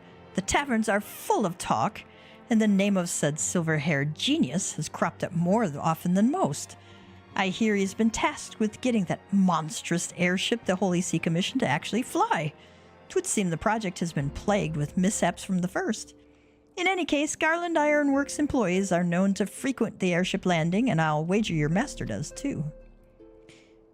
Alphino says, the airship landing? Yes, I thought as much. Come, Gav. We must find Sid and trouble him for his expert opinion.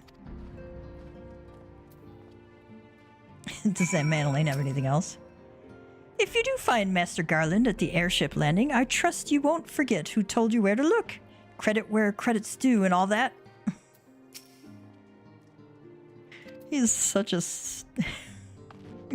He's such a pretty snobby boy. I don't know. He's not a pretty boy.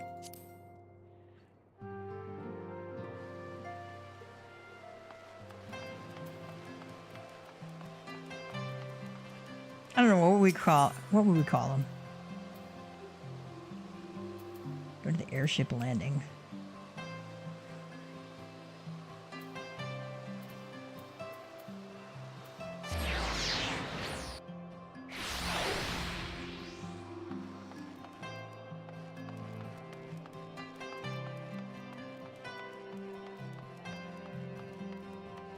Oh, here's Biggs and Wedge. If Ishgard comes under attack, we'll have to get out of the city pretty sharpish. Don't much like the idea of leaving a job half-finished, though. Wedge says, "What's that? There are dragons coming? Sorry, can't talk now. Have to finish this job and get out of here."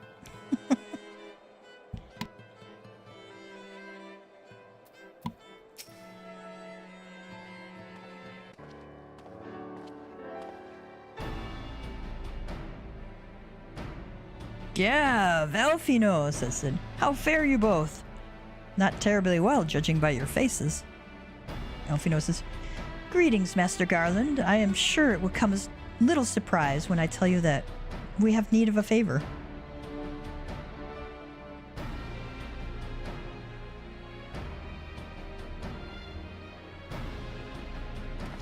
"Another wind barrier? And you say it was conjured by Nidhogg? The Enterprise could certainly take you where you need to go, but she would not fare well against dragons. She's agile for a ship her size, but not that agile. The Dravanians would fly rings around her. And if they took it into their heads to incinerate the rigging, there would be precious little we could do to avoid them." Alfino says, "But there must be something we can do, some manner of weapon we could employ. Estinian stands vigil at the edge of the churning mists, but we do not know how much longer." All right. I didn't say it was impossible. I said it was impossible for the Enterprise. We need a smaller boat. "Biggs, Wedge, it's time we gave that new toy of yours a proper field test."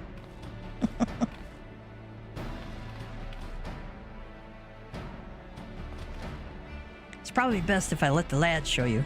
Come on, the manufactory's not far."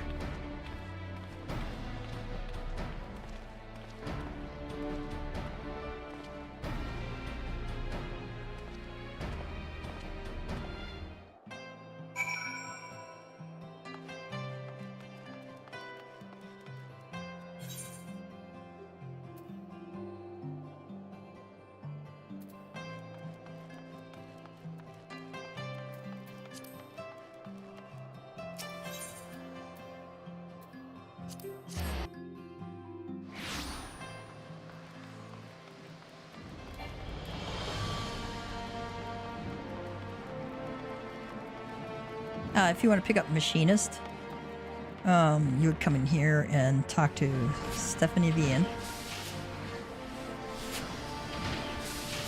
Or it might be Stephanie Vian.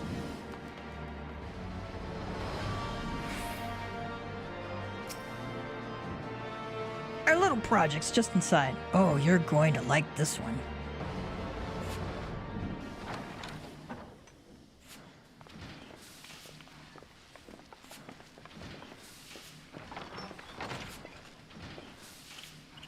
His eyes widen. Feast your eyes upon our latest and greatest feat of engineering. We call it a mana cutter.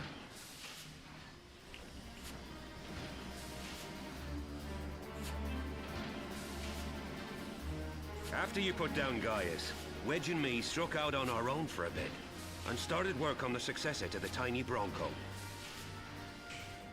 Impressive little thing, isn't she? My talent for ship design has plainly rubbed off on them.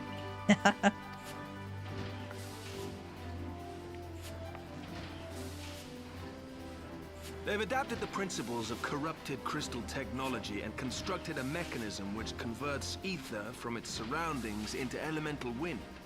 Said wind is then harnessed by the specially engineered sails, providing the craft with propulsion and lift.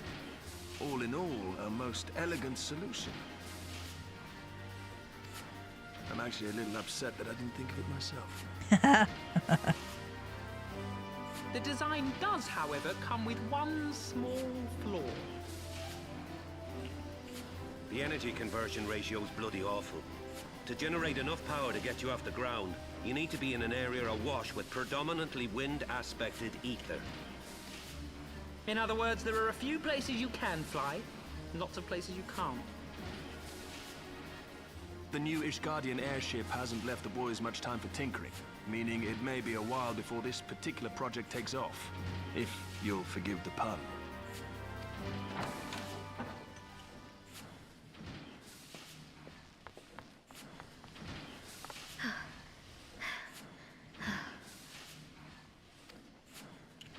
Tataru, what's happened? I've been looking all over for you. There's been word from Aldar. It's about Her Grace, the Sultana.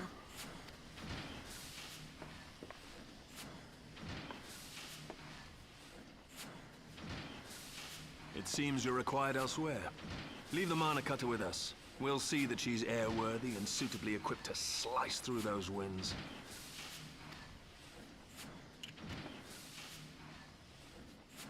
Leave it You, up. meanwhile, should concentrate on providing Raoban and the Sultana whatever help they need.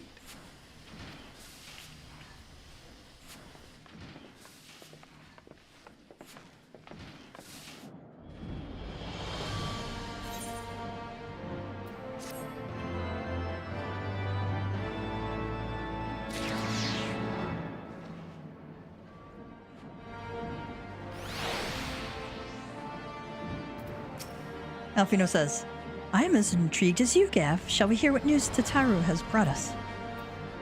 Yeah. Tataru has news for you from Uda. General Raoban says they may have uncovered the Sultana's whereabouts, and he wants you, by which I mean both of you, to go to the Waking Sands right away and help with the investigation. Come, Gav. Pressing through Ishgard's plight may be... Let's try that again. Come, Gav. Pressing though Ishgard's plight may be, our presence here will not serve to hasten the Mana Cutter's completion. Let us return to the troubled lands of Thanalan and lend what aid we may. Elfino says, Tataru, have our friends at the congregation send a message to Estinian. Tell him we have identified a solution to our problem, but that it will take some time to prepare. As you wish, Master Alfino. To the Waking Sands, Warrior of Light, 'tis past time Ulda was delivered from this darkness.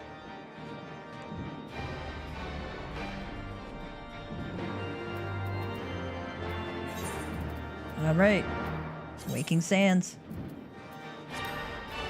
And we take one of our many Vesper Bay tickets.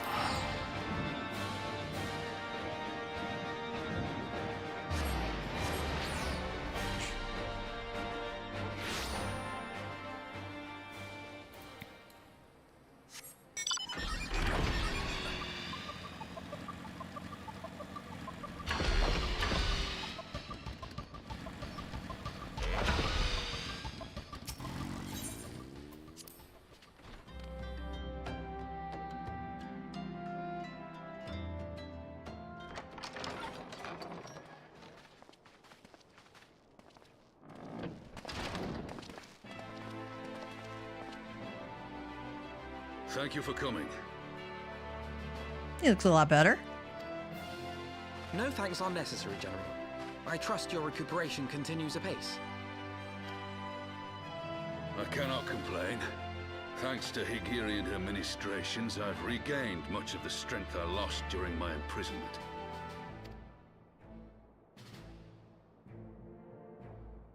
I gather you have made progress in the search for Her Grace. Aye, some good fortune at last. A few days past, Dulala informed us that a sizable shipment of alchemical supplies had been delivered to the palace.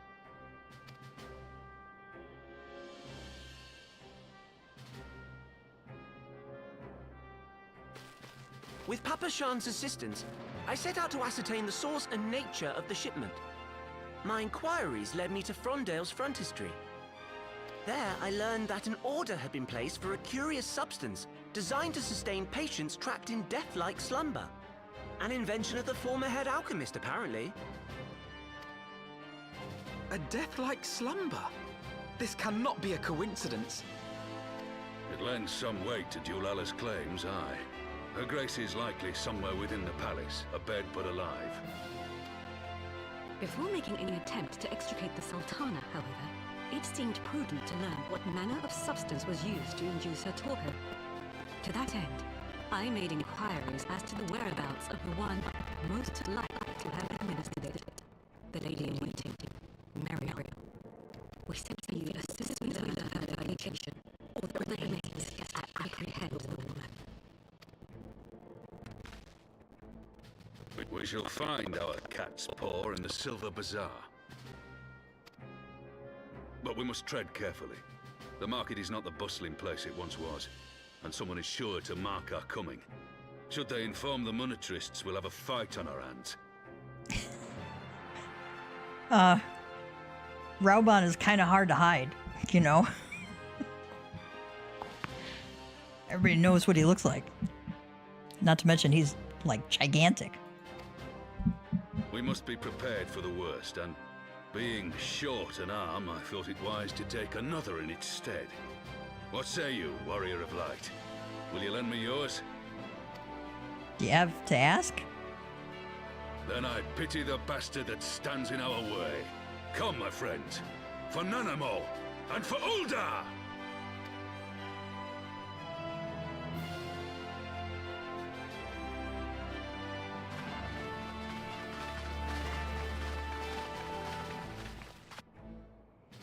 That nice shot of that fierce face at the end there. That was a nice touch.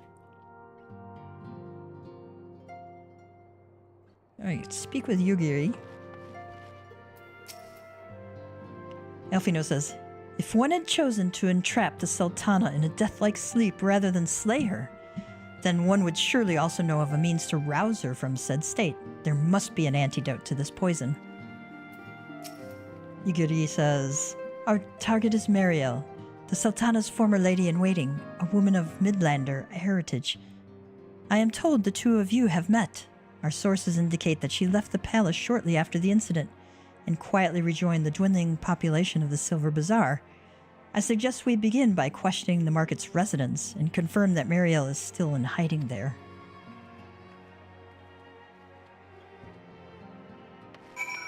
I wonder if anybody in here has anything else to say.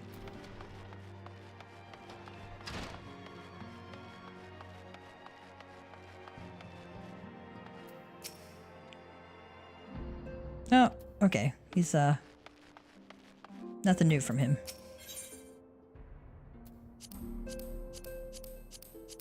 I don't need to repair anything. Good. Wonder if they have some Geishel greens. Nope. No Geishel greens.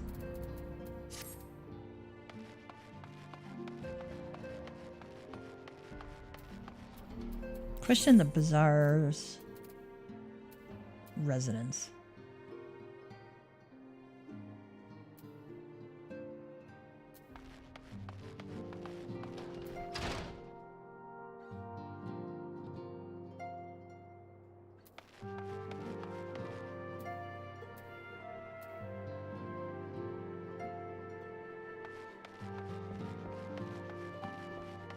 Oh, going the wrong way.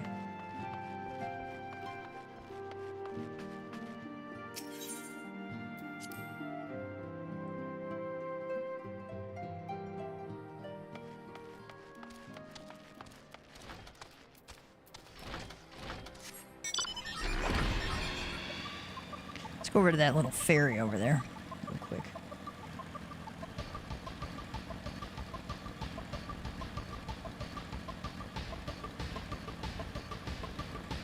That'll be the fastest way to get over to Silver Bazaar.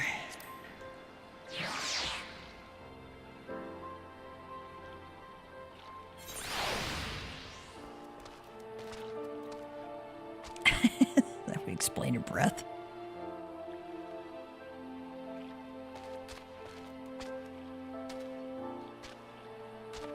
I was wondering if he had anything to say.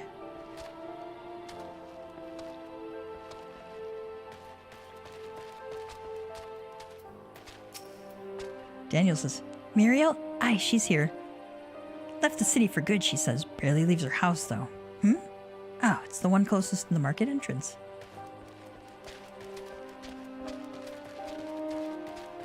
Kind of convenient.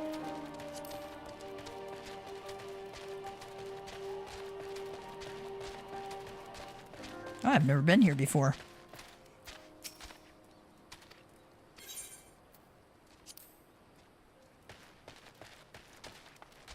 See what Kiki Poo says. Kiki Poo says, "And what brings you to our lonely little hamlet? I believe the arrival of your entourage just about doubled our population." Looking for Muriel, you say. If you're hoping to lure her back to Ul'dah, you may as well give up now. The girl's done with city life. Elfino says, "I've met the Sultana's handmaiden on numerous occasions, but I cannot for the life of me bring her features to mind." Oh, come now. That's hard to believe from somebody who values diplomacy. Yugiri says, "Our target is Muriel, the Sultana's former lady-in-waiting, a woman of Midlander heritage. I am told the two of you have met." "Our sources indicate that she left the palace shortly after the incident and quietly rejoined the dwindling population of the Silver Bazaar. I suggest we begin by questioning the market's residents and confirm that Muriel is still in hiding here." All right. Spotted Meadow. "Do I know of any returning residents? Gods, don't tell me they're starting to come back. My masters will not be pleased to hear this."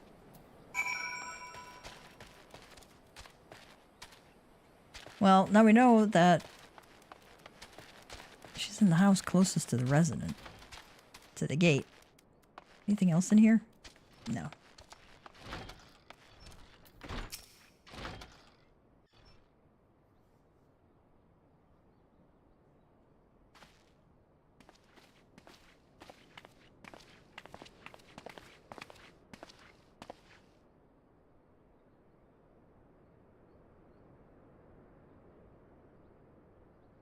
You are Muriel, the Sultana's former lady-in-waiting?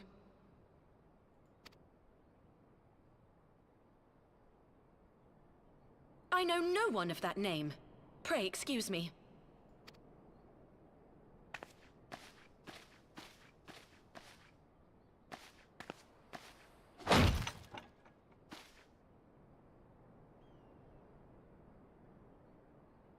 General Alden!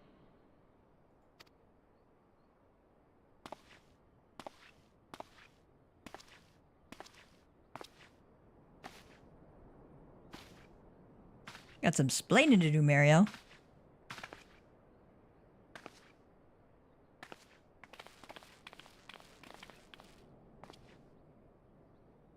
We will have the truth from you, girl.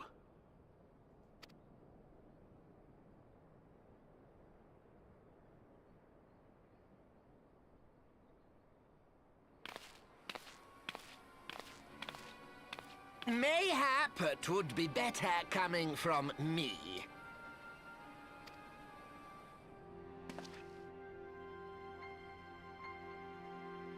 Lolarito, you'd best talk fast.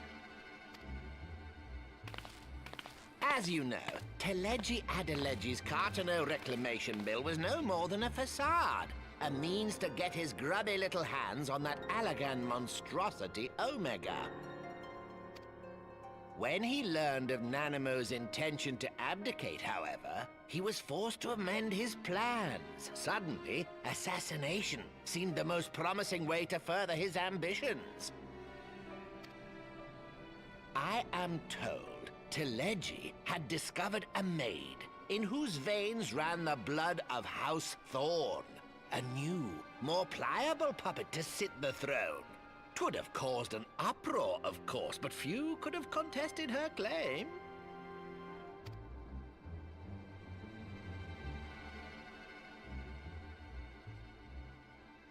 'Twas plain that Teleji's wild machinations had outgrown our ability to control them. So I decided to usurp his scheme and left the fool to seal his own demise. And what of Nanamo? Oh, I have no desire to harm her grace. 'Twould profit me little to destabilize our government. Thus did I employ young Mariel here to administer a potent sleeping potion in place of a poison.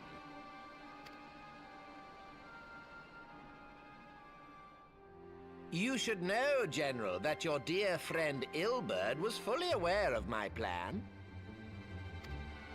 I had him lie about the assassination as a means to prime your rage against Teleji.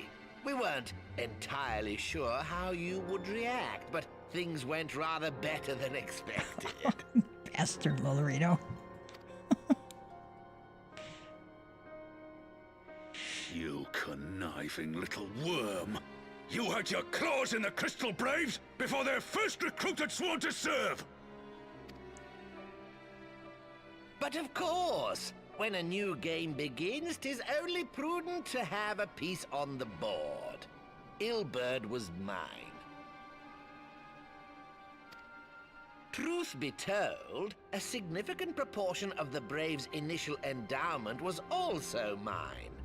With such large sums moving about, 'twas a rather trifling matter to disguise my own contribution.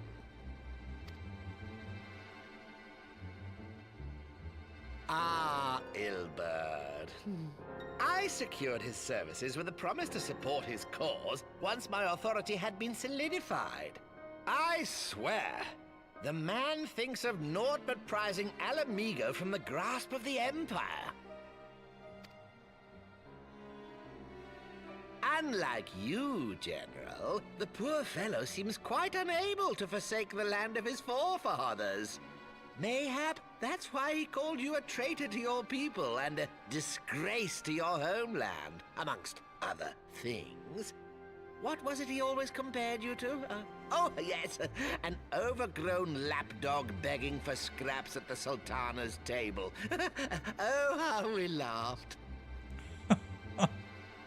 Lolorito's treading on thin ice there, man.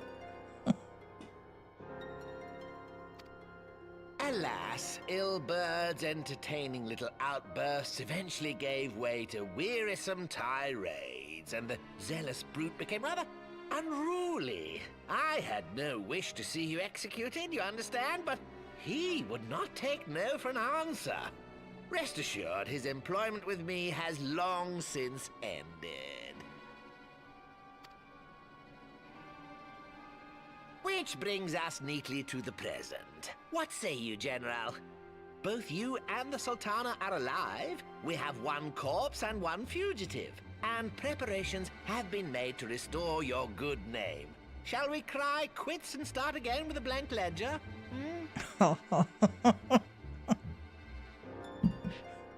He almost got killed, but let's call it even, okay? The hells we will! Do you honestly expect me to forgive and forget? After all you've done? You're guilty. Stay your blade, Master Alden. You yourself are not innocent. Or have you forgotten your own crime in executing Teleji Adeleji without trial? Though you acted out of loyalty to the Sultana, such deeds are in violation of both the word and spirit of the law.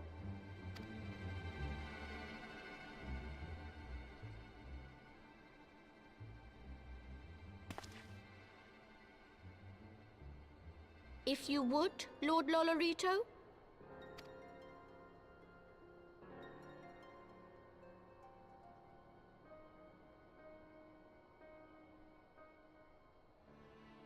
This potion will wake the Sultana from her slumber. Consider it a gesture of conciliation. You will find Her Grace resting comfortably within her private chambers. Should you doubt my word, I shall willingly accompany you to the palace as your hostage.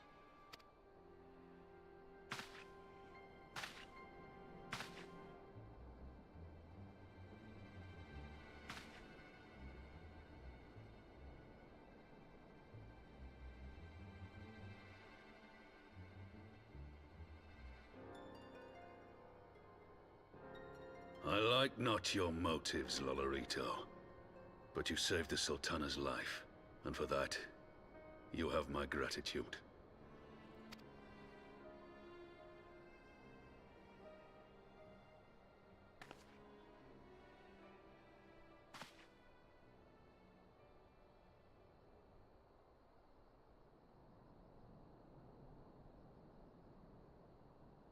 Rauban Aldin, You are hereby reinstated as General of the Immortal Flames.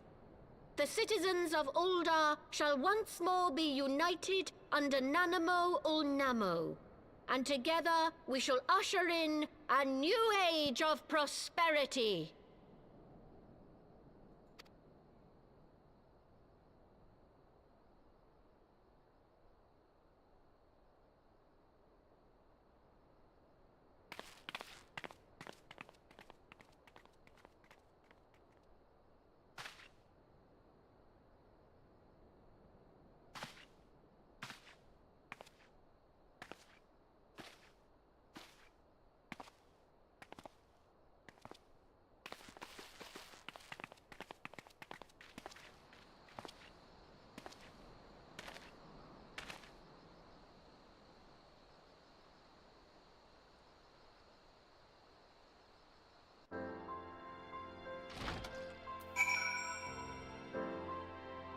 Speak with Alfino.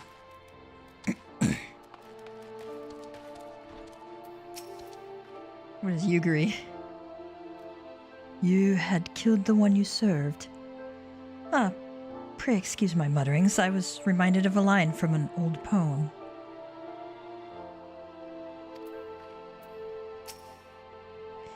By the 12! I feared Lord Lodorito's arrival would herald another bloodbath. Little did I suspect that he, of all people, would gift us the means to rouse the Sultana.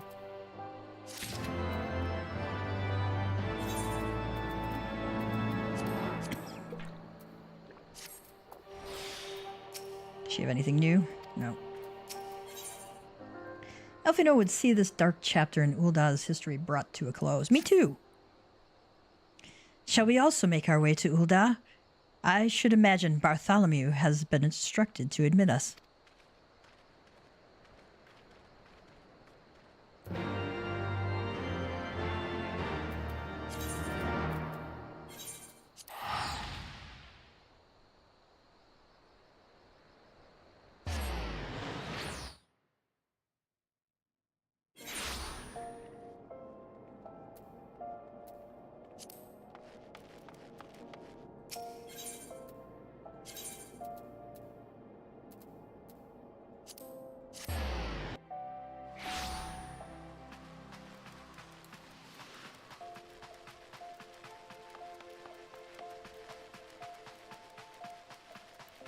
Speak with Bartholomew on the Royal Promenade.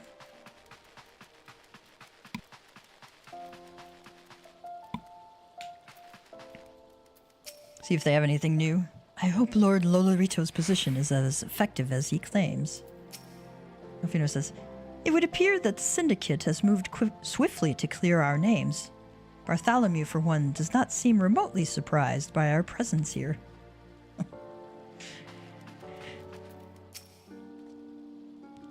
Flame General Raban mentioned you might be coming. Please, this way if you will.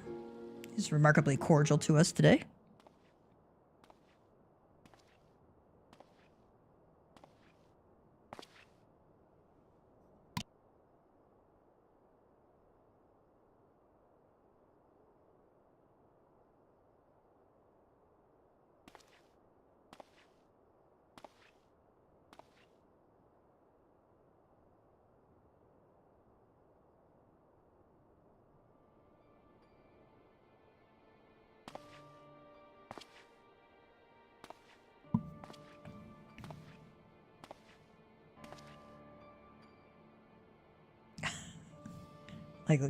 Like the stuffed animals on her bed.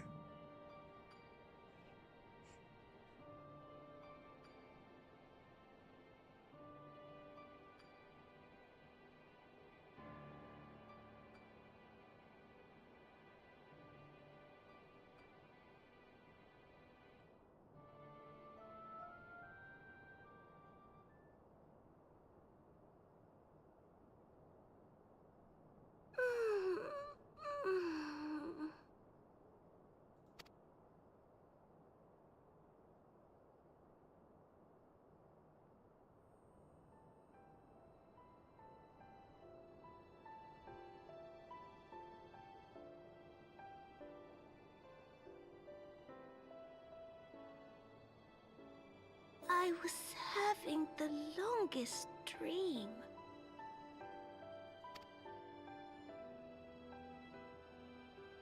"'Tis time to wake up, Your Grace. Another day begins in Thanalan, and the sun blazes bright upon the sands.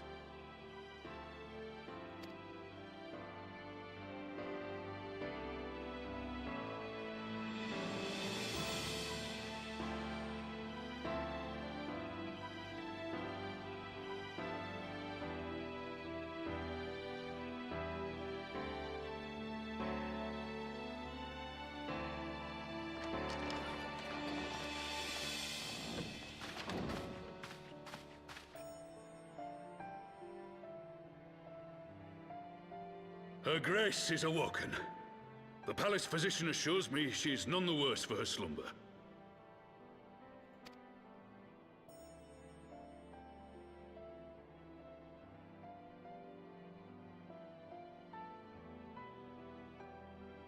I believe Her Grace will soon resume her plans to place the government of Uldar into the hands of its citizens.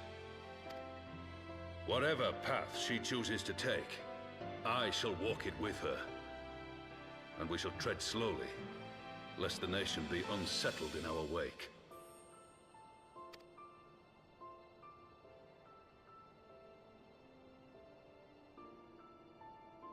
Her Grace's compassion is a shining beacon to us all. But what our city truly thrives upon is competition. 'Tis in the struggle against our rivals that opportunities are seized and fortunes made. And with the Empire on the offensive once more, now would hardly seem the time to turn our system of government upon its head. Are you privy to new intelligence, my lord?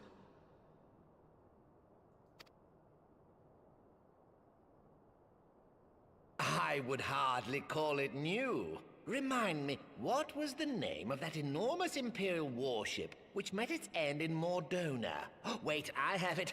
The Agrias. Yes, well, 'twould appear that the Garleans have been hard at work on another such vessel. Ooh. How close are they to completing this ship? Is it operational? Its maiden flight was a success, I hear. I should imagine Emperor Varys is eager to see how it performs in battle.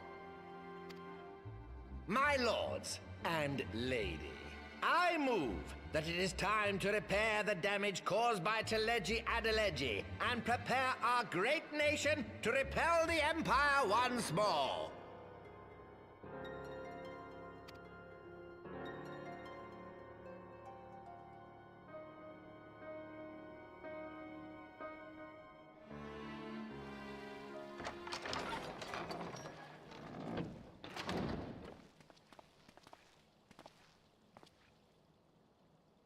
"'Tis well that the Sultana has awoken.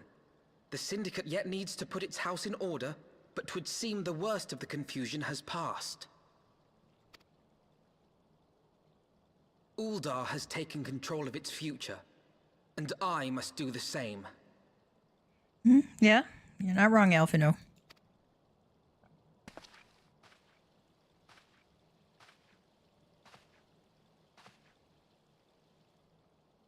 I have decided to disband the Crystal Braves.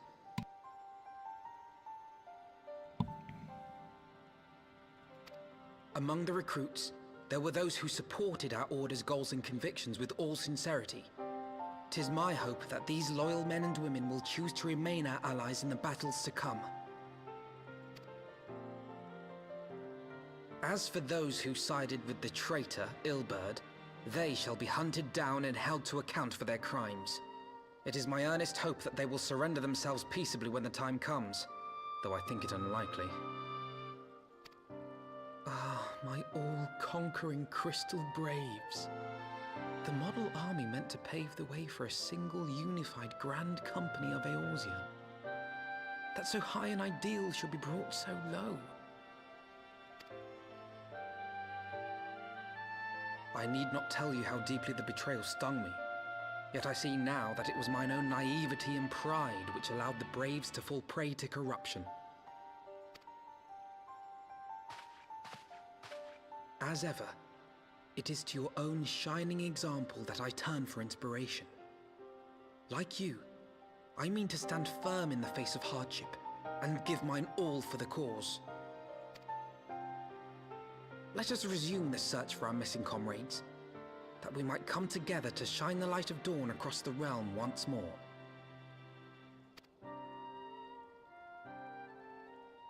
The role of Crystal Brave Commander suited me ill, and I shall play it no longer. Henceforth, I shall be no more or less than Alphino, proud member of the Scions.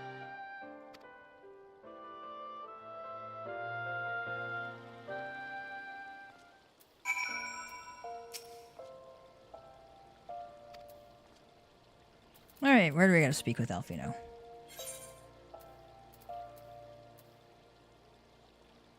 Oh, it's right over there. Never mind.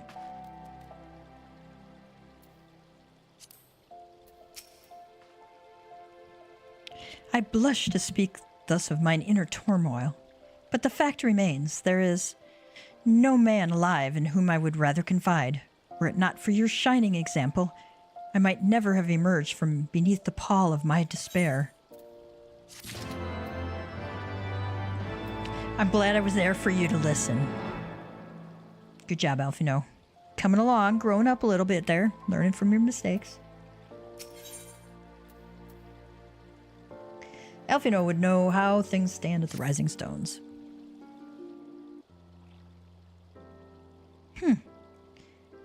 Still no word from Master Garland. I hope this mana cutter of theirs is nearing completion.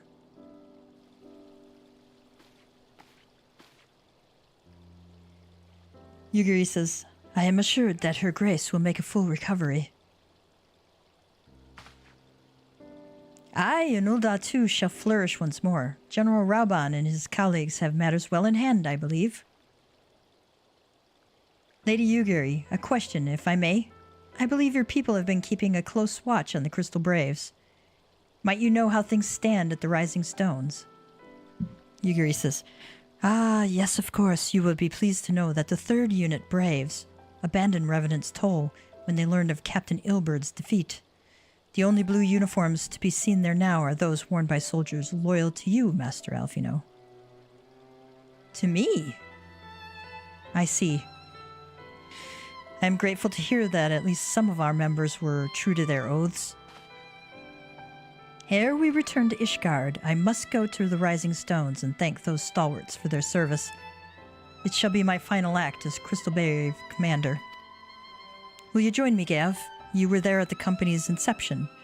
'Tis only fitting that you are present at its end. And I would appreciate the support.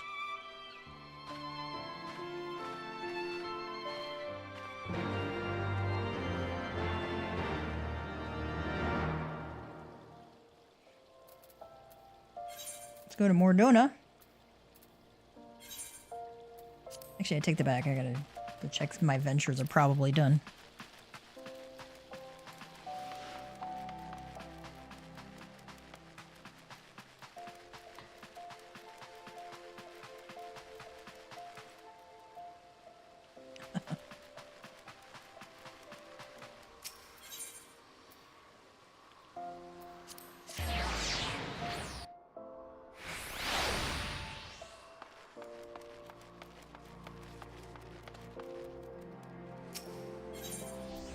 Can't believe how fast time flies when you're doing all these quests.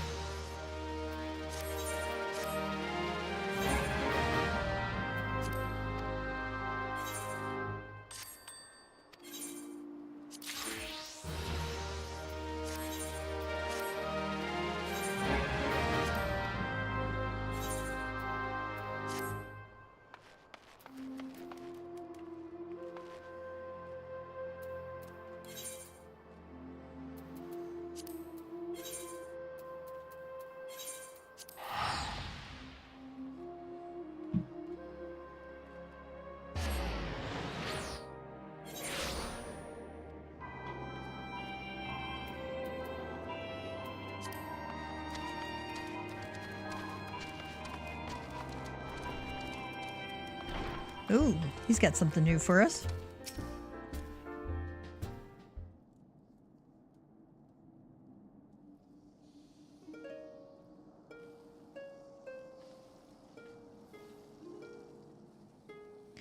Eager to listen to my harp, are you? For what higher praise could a minstrel ask than to have an audience, the very hero who provides inspiration for his songs? Yet I have no fresh compositions I deem fit for a champion's ears. Would that I possessed something more to amuse you.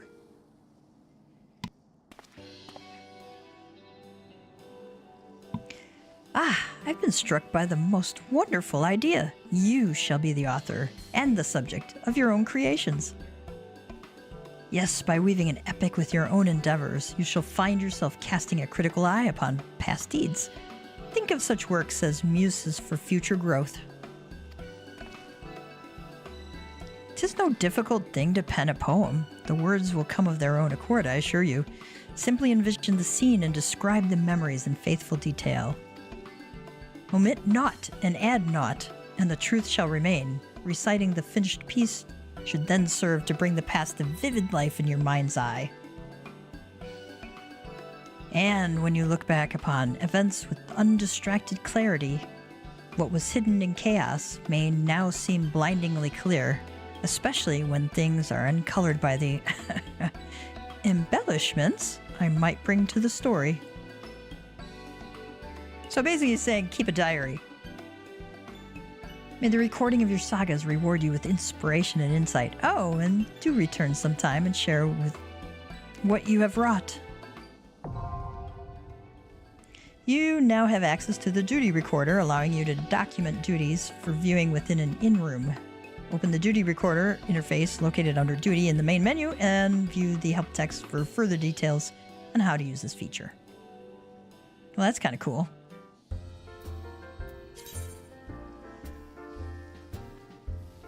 Let's see. It allows you to document duties for viewing at a later date. Playback features include speed adjustment, focus, target, switching, and more. Duty recorder is only allowed after several conditions have been met, the first being that the recorder is enabled. Recording can be enabled from the duty recorder interface, located under duty in the main menu.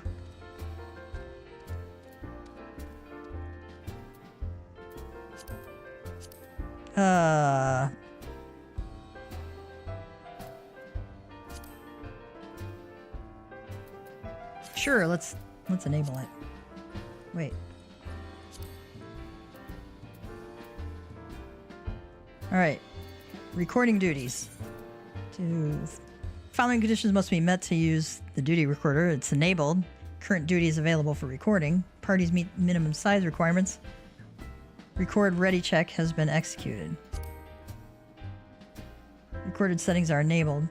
Recorder settings can be enabled under the duty recorder, yada yada. When disabled, the recording of the duty will not be taken even if all the other conditions are met. Current duties available for recording. Not all duties are available for recording. Recordable duties are marked with a special icon. This list will change with updates. Parties must meet certain minimum size requirements. Record ready check has been executed. Approval from all party members is required before recording can begin. Record ready checks are executed under party in the main menu and must be performed within 5 minutes of commencing duty. That's something I might do in a... I don't know if a trust would do that or not.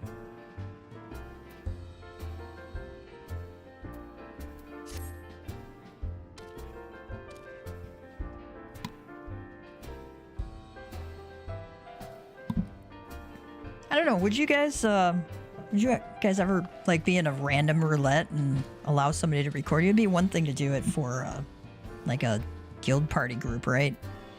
It'd be kind of weird if somebody did that in a random roulette. I mean, I probably would on Gavtia because we're on the internet anyway.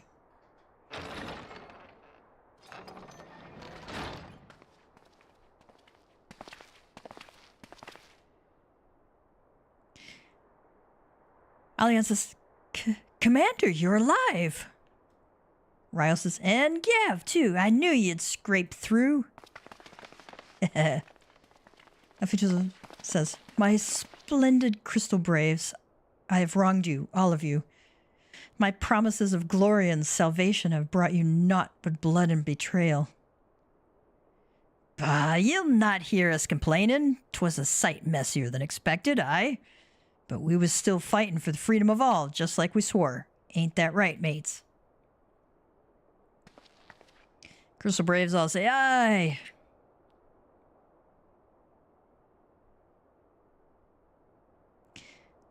Alphino says, "You humble me. I am truly blessed to have such steadfast comrades. It is with the most profound regret, then, that I must..." Ryle says, "That's enough of that, Commander. We know what you're a mind to say, and we ain't having none of it. We talked it over, see, and we all agreed. Ye can take our uniforms and strip us of our ranks, but we won't be no less of a company." "But the Crystal Braves..." "The Crystal Braves may be finished," Allian says, "but the ideals upon which the company was founded live on. They bind us to each other. And to you." Ryle says, "Commander..."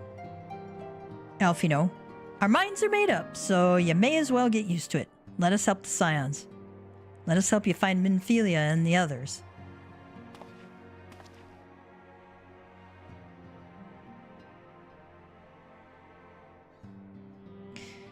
"My friends, after all that has happened, I know not what to say."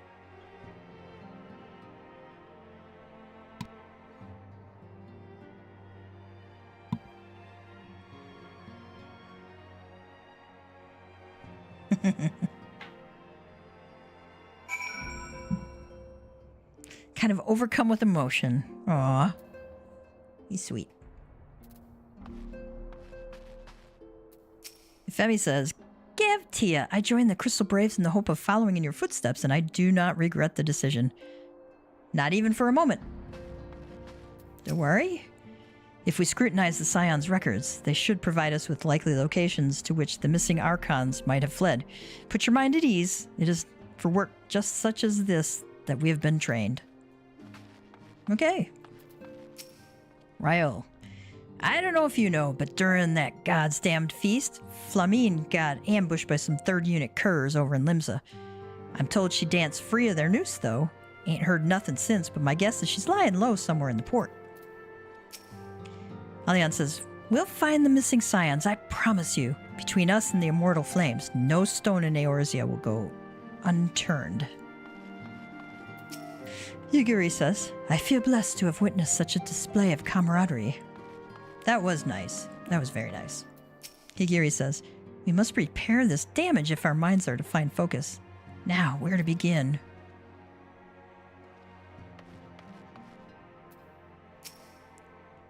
Ergmoose, "First things first, we must needs put the rising stones in order. We cannot have the Archons returning to find their headquarters in such a shambles."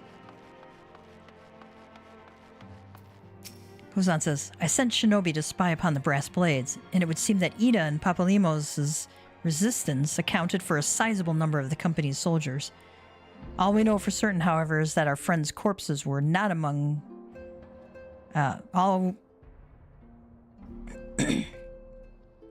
we know for certain, however, is that our friends' corpses were not found amongst the bodies they left behind."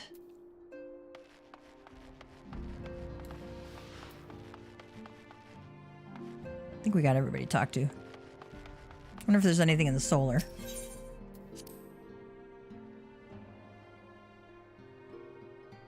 Probably not, but you never know.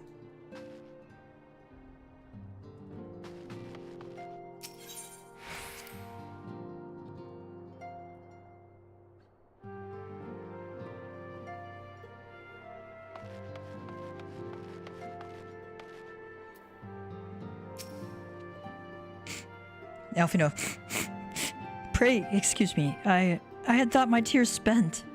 My grandfather used to say that one could measure a man by the My father used to say that one could measure a man by the constancy of his comrades. Mayhap I am the exception which proves the rule. Nay, do not protest. I know that I am not worthy of their loyalty, Gav, but as Thaliak is my witness, I shall do everything in my power to earn it.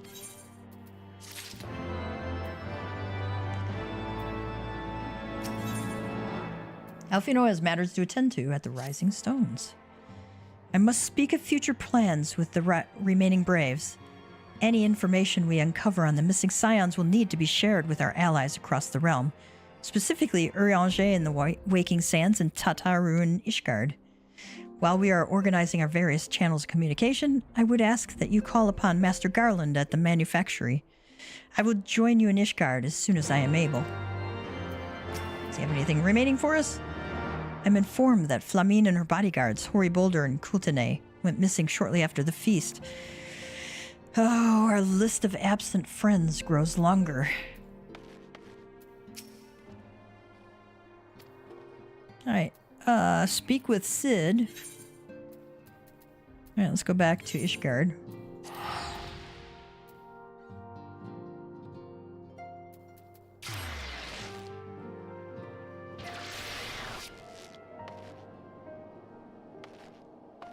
Manufactory.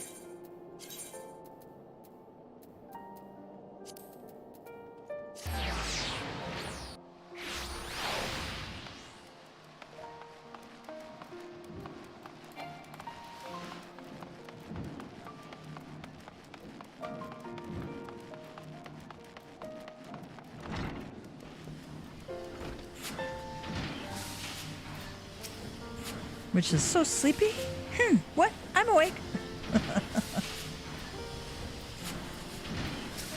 Big says, we've been working on a second vessel while we perfected the prototype. Don't worry, they'll both be able to handle the winds you're expecting. Gav, how in the seven hells do you do it? I was just about to send for you. We have but this moment completed the Mana Cutter's first successful test flight. A few minor adjustments and she'll be ready to go. While we see to the finishing touches, you might want to pay a visit at Fort Tom Manor. A dragoon by the name of Vestinian was looking for you. Loitering around here won't speed matters up. Leave the boys to apply the finishing touches and go and see your friend. Okay.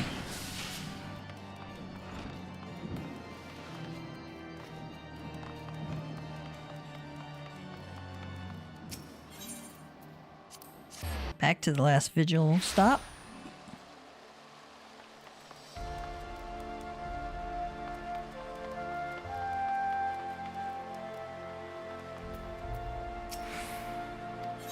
Let's go in the manor.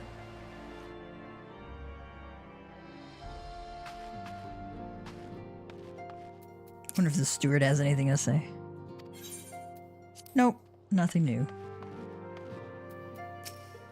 Stinian says, you have fulfilled your obligations to the Uldans, then.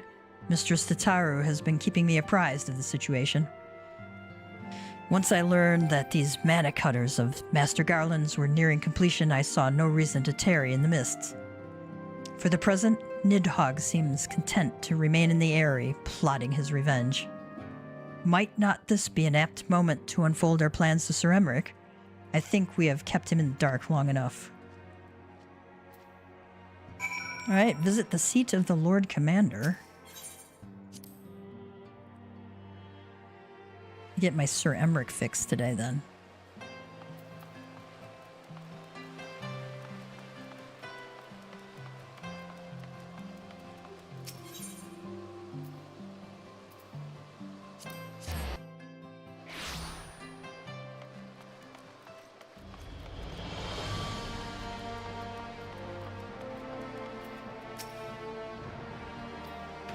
Okay.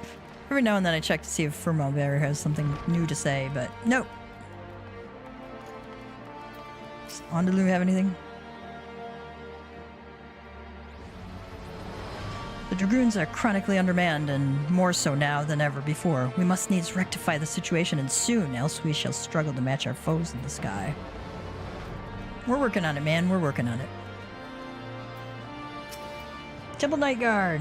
Sir Emmerich has been eager to speak with you. Pray, proceed.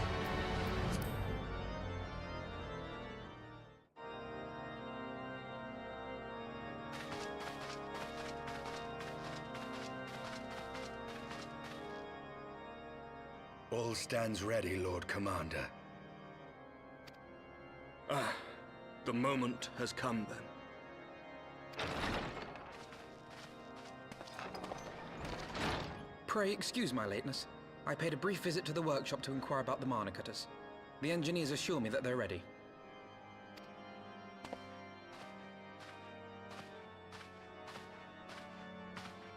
The area is now but a short flight away. Yet what a long and winding path we took to reach this point. Were it not for Master Alphino's proposal, we never would have attempted to parley with the dragons. Though our negotiations yielded little, our expedition with Lady Isar taught us much.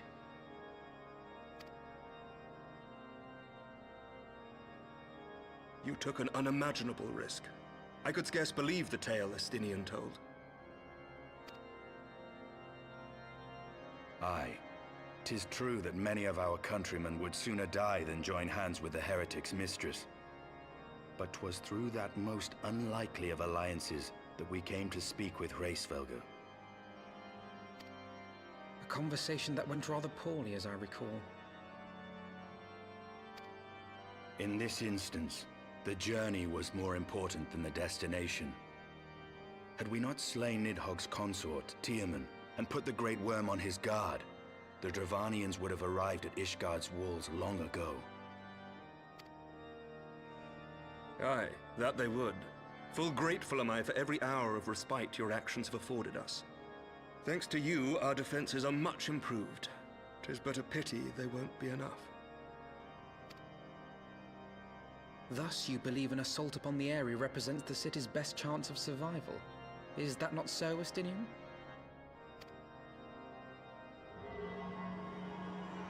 I am under no illusions. Nidhogg's might is legendary.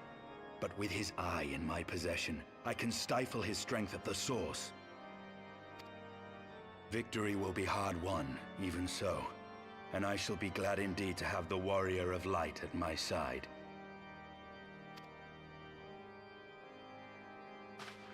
You shall have my blade as well. There are more of these mana cutters to be had, yes? Lord Commander, no! How can I, a proud knight of Ishgard, stand by and do naught while an outsider risks life and limb for our homeland? I swore an oath to protect this city. Pray leave the slaying of dragons to dragoons, Sir Knight. Your duty to command the city's defense is no less vital. Should we fail, and Nidhogg slip through our grasp, who then will hold the walls against him? Will you leave Ishgard in the hands of the Holy Sea's zealots? There are others. Who but you has the authority and the standing to orchestrate a city-wide defense? I do not, and neither does the Warrior of Light.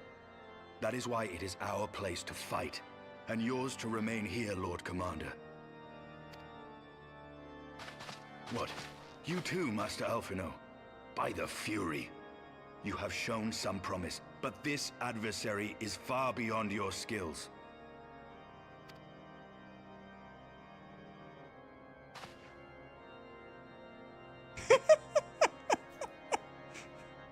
Your candor is appreciated, Sir Dragoon. I shall remain then and cheer you from afar. Well, my friend, would seem I have discouraged the last of the volunteers, and claimed the task as ours alone. But if any alive can best this worm, 'tis surely we too.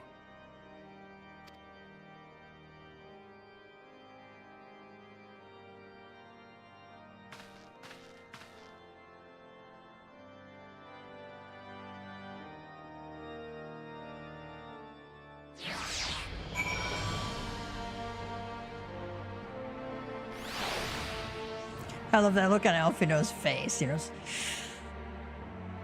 You're right.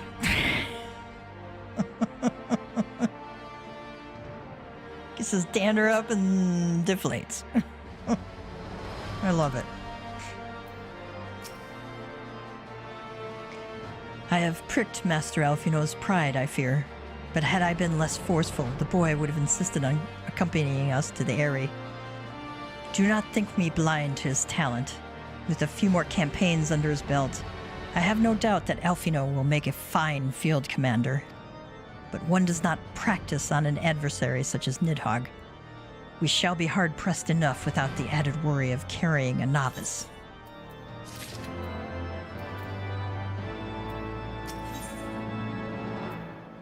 Oh, a mana cutter key. Estinian is eager to set forth for the Eyrie. We have tarried long enough. Let us call upon Master Garland and take possession of the mana cutters.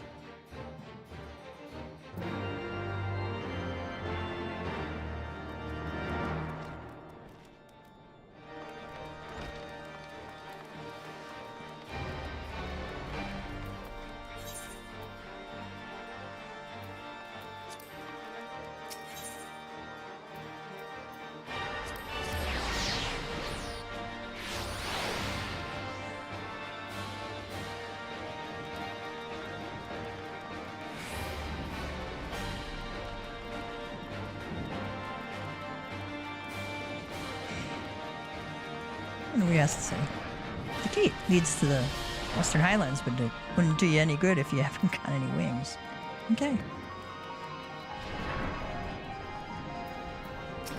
Stinian says, "The moment is at hand, warrior of light."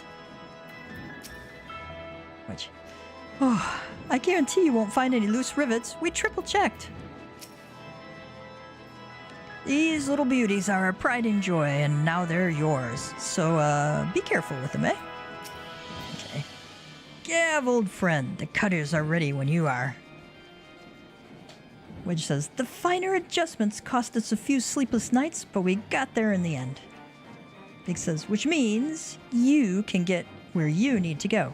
I tell you, these little beauties will tear through that wind barrier like a cement drill through cottage cheese. Sid says, and that, my friends, is a Garland Ironworks guarantee. Stinian says, you have our thanks. Come, warrior of light. The dread worm awaits.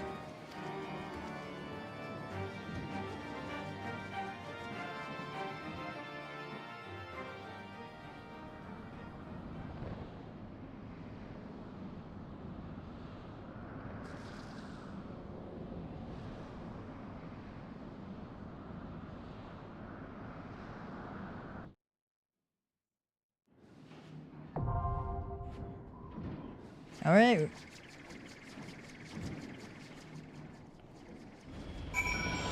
I'm gonna queue for the duty and do that one, and after that I gotta work on getting dinner for the family.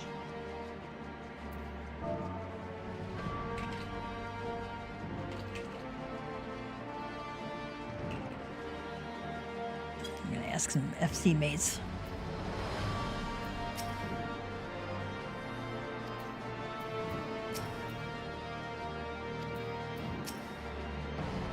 Sid says, give that overgrown lizard a kick in the tail for me, eh? We'll be waiting for you, Gav.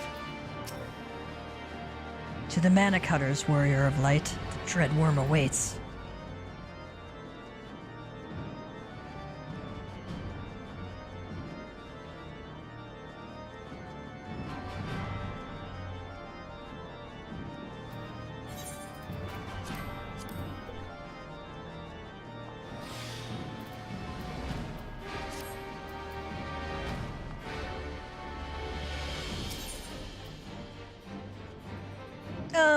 Let's do it with a party of NPCs. Then we don't have to. We can take our time, enjoy the sights. We have a knight, chirurgeon, and a dragoon. Oh, gotta have Estinian with us.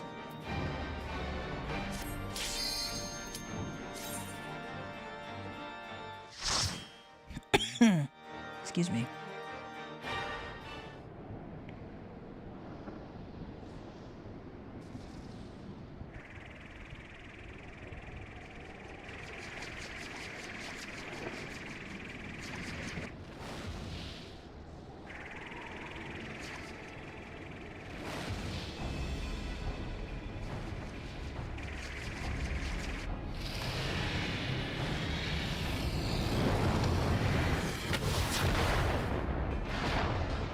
Oops.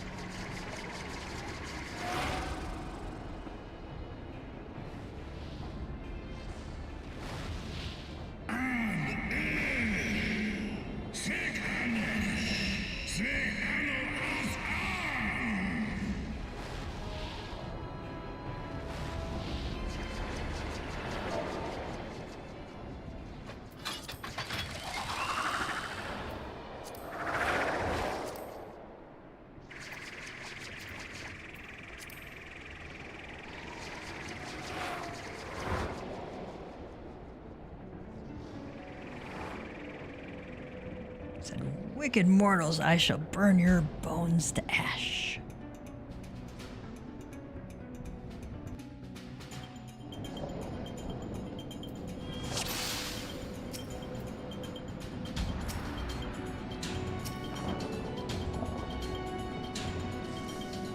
All right, here we go.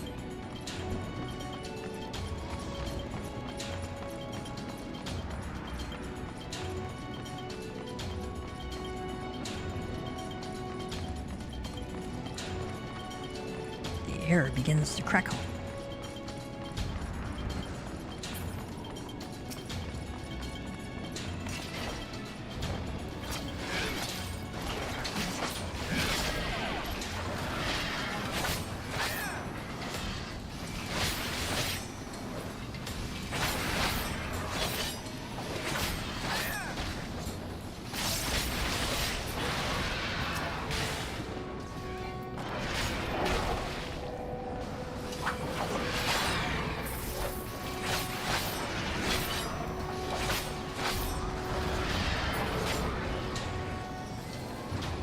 Oh, I didn't stand in that.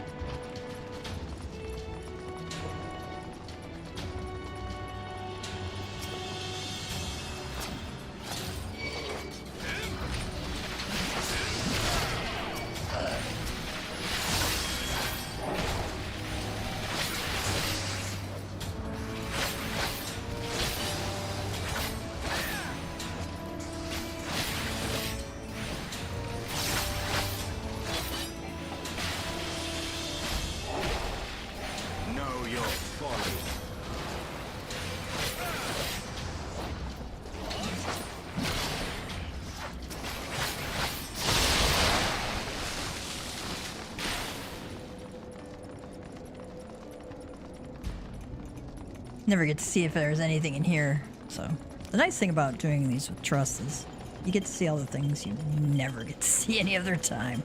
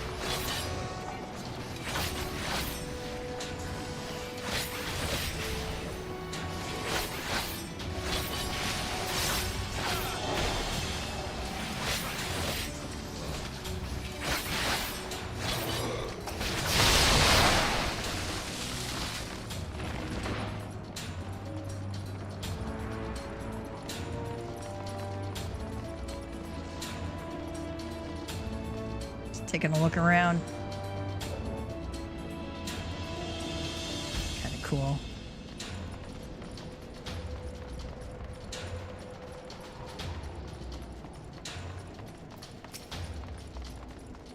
Your lightning won't save you now, he says.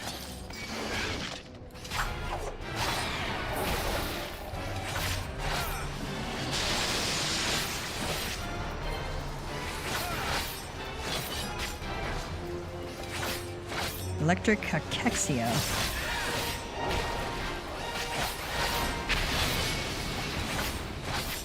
Okay, that one you want to be in the center for.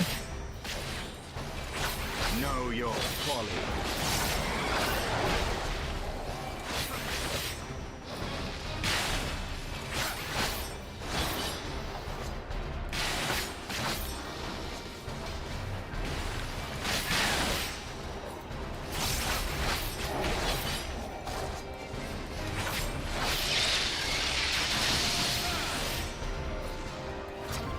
In the middle again.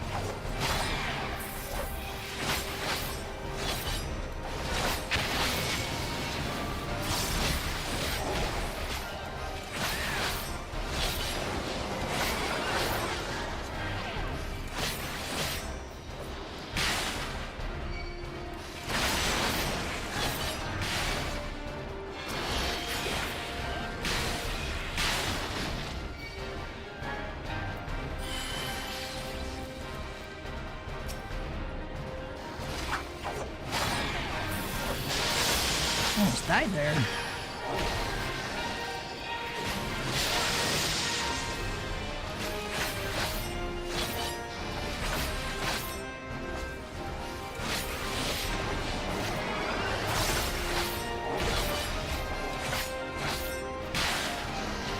So I guess you gotta take that tether to the tower here.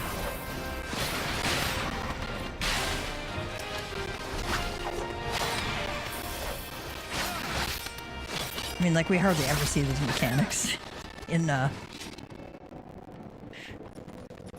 general play, because everything dies so fast.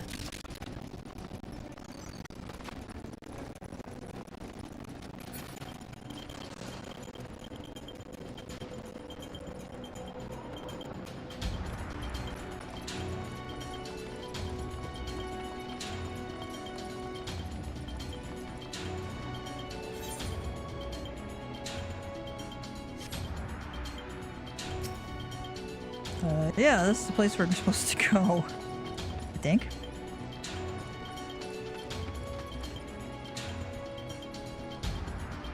Oh, we're supposed to fall down, that's right, I forgot.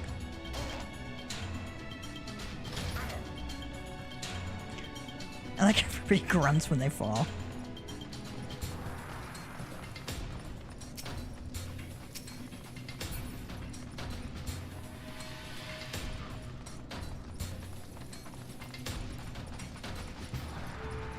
Have the advantage here.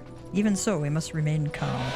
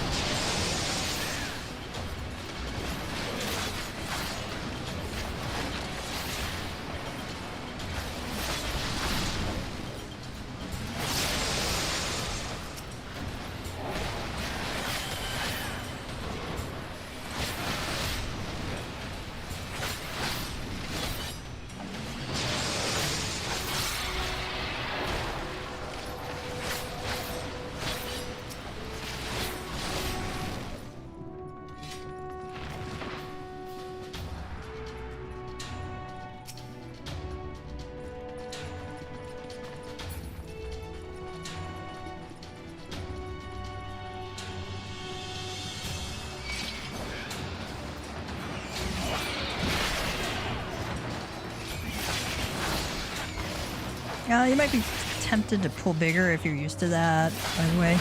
I don't know if I would do it with NPCs. Because they don't, you know, they're not programmed to do the kind of things that we can do.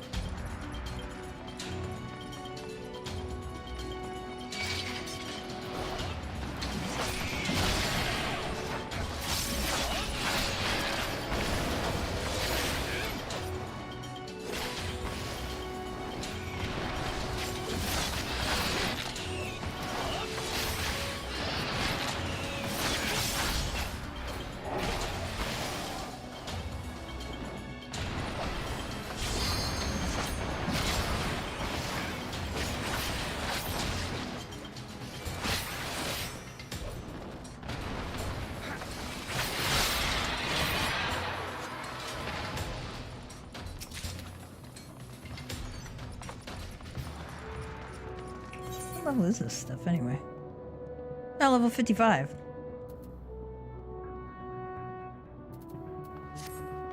I know I have on better, so I'm not even going to bother looking at it, but it might be useful for saving for my retainers.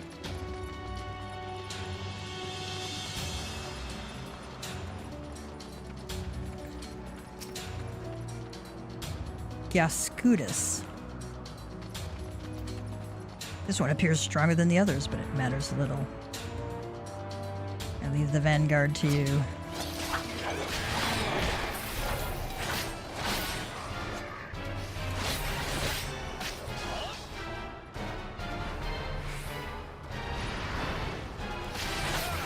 I will end your struggles! I will end your struggles!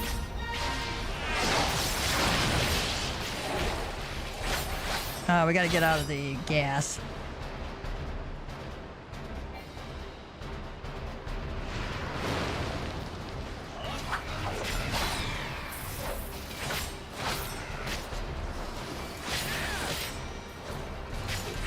I didn't know that. Steve was gonna use the limit break here, but okay.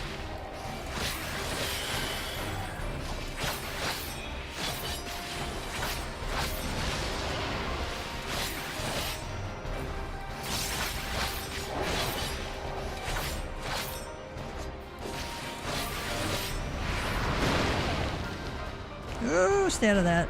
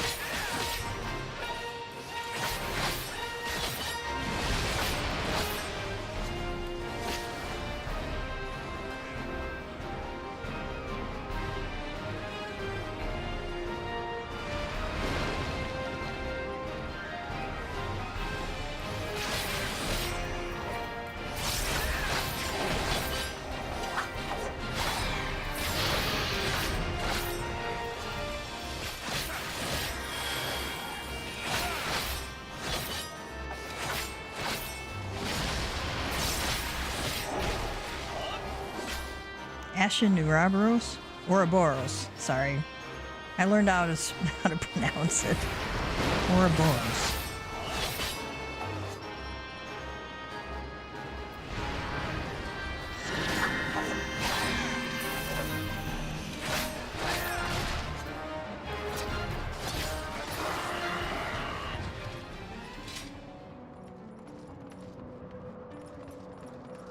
Nidhogg is close. I sense him. It's kind of nice that Estinian goes with us on this one.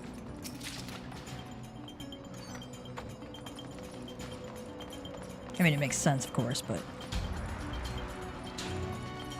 it's nice just the same. Yeah, basically stay out of the poo on the ground.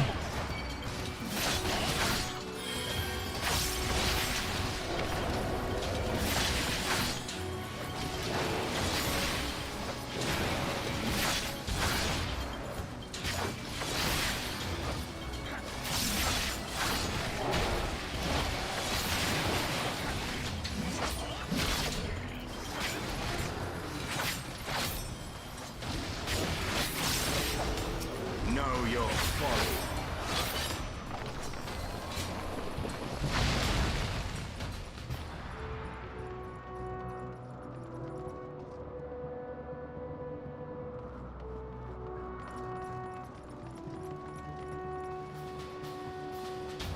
Hopefully none of you are like bothered by heights, because I'm enjoying looking down.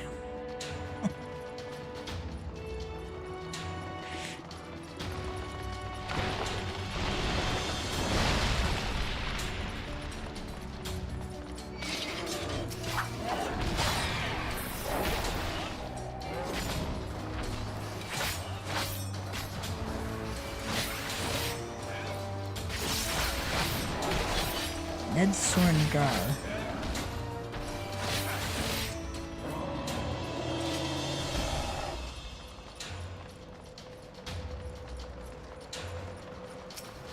Harry Dyersaur.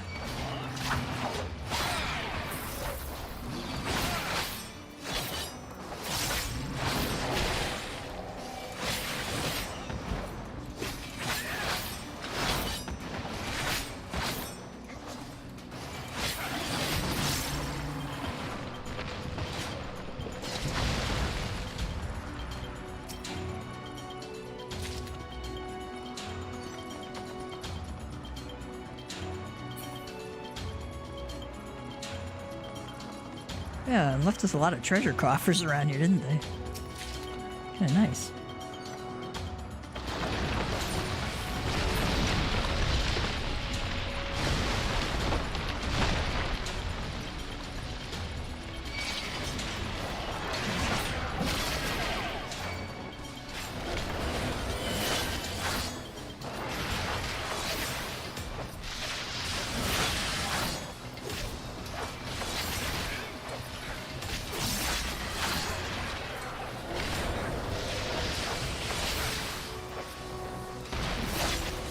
Know your folly.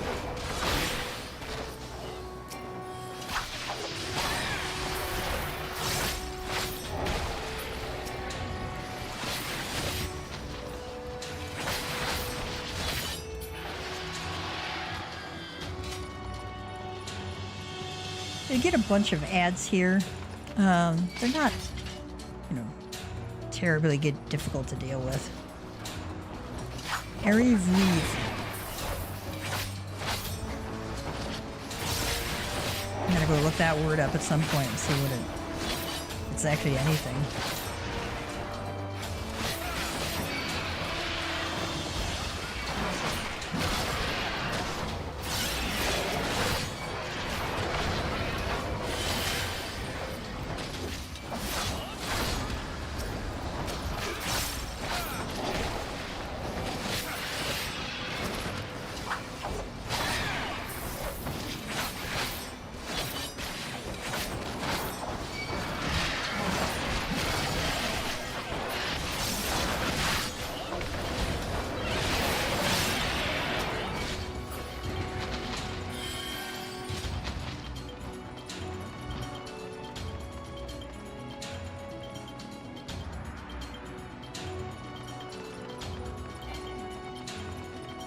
See if there's anything else to look around on here.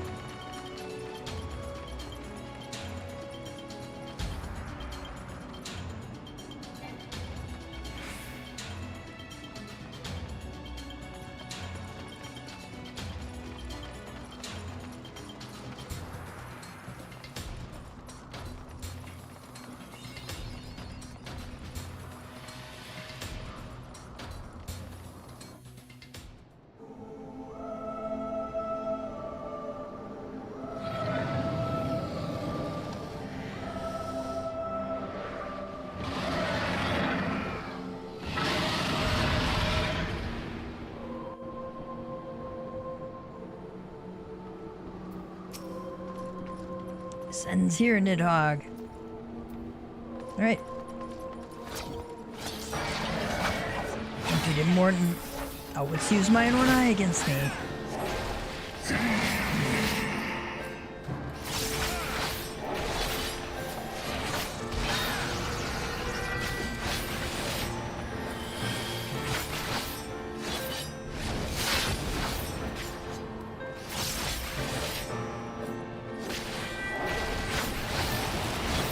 Yeah, you want to stay towards the center a little bit on some of these.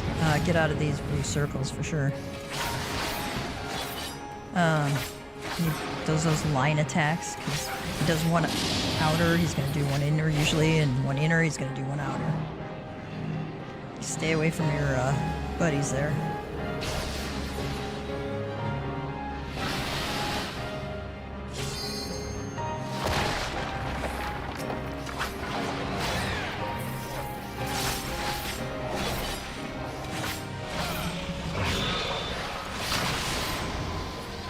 We gotta get the Sable Price there.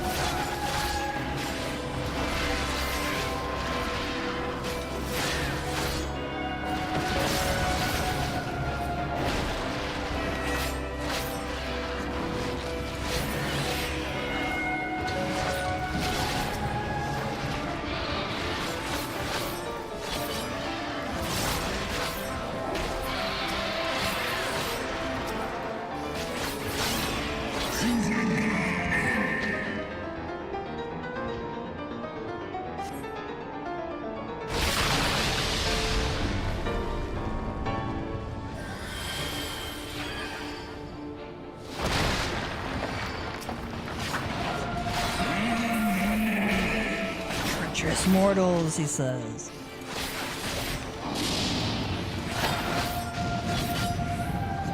I'm gonna get out of Taste those. my love.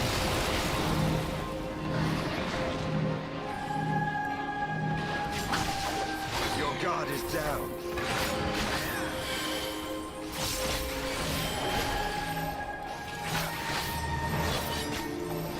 You want a shield on this one if you can.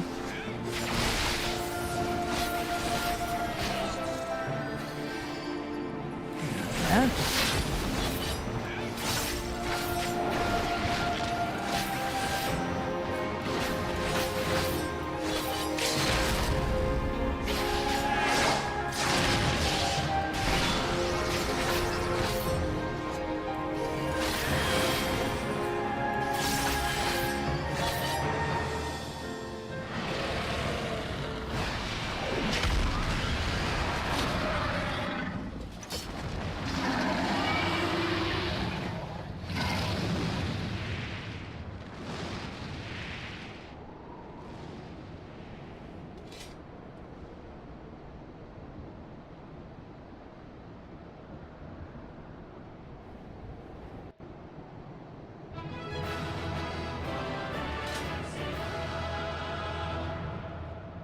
On your guard, our work here is not yet done.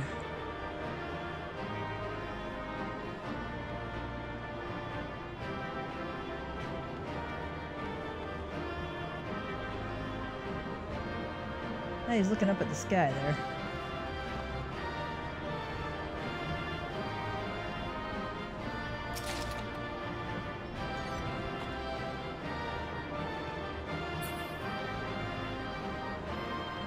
Ah, you can't go up there.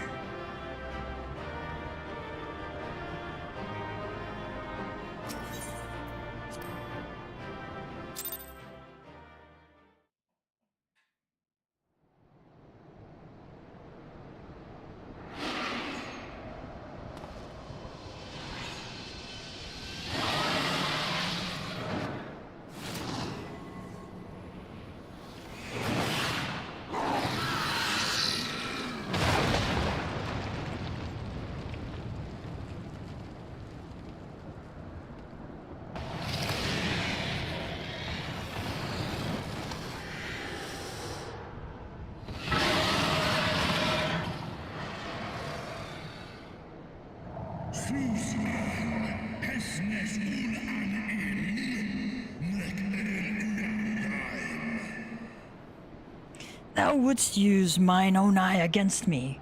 Time hath done naught to dilute thy kind's depravity.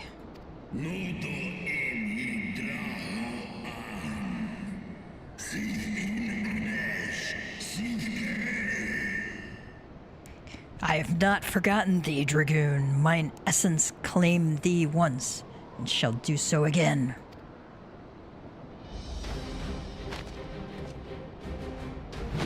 No, Worm! This ends here!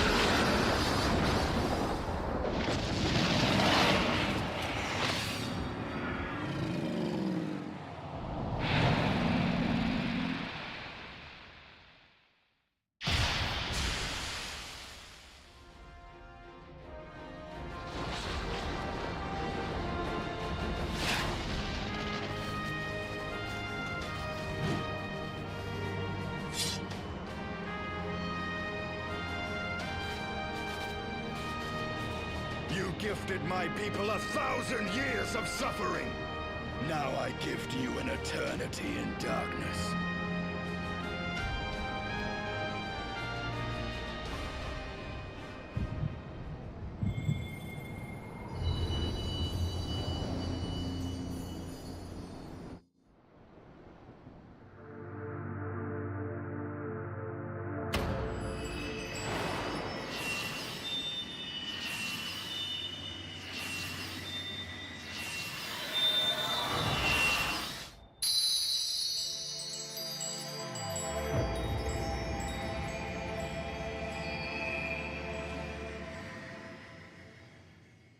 We've relit half of them.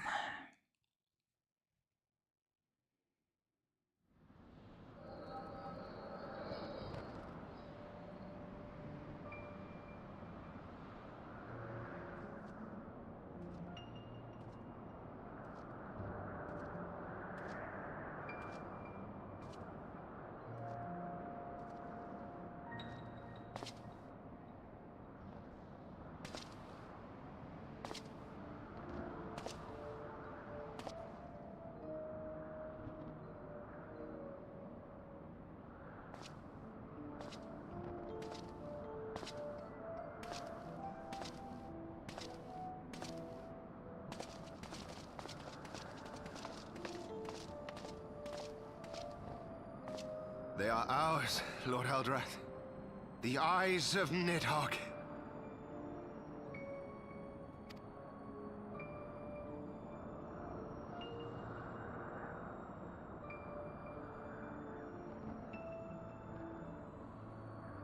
Aye.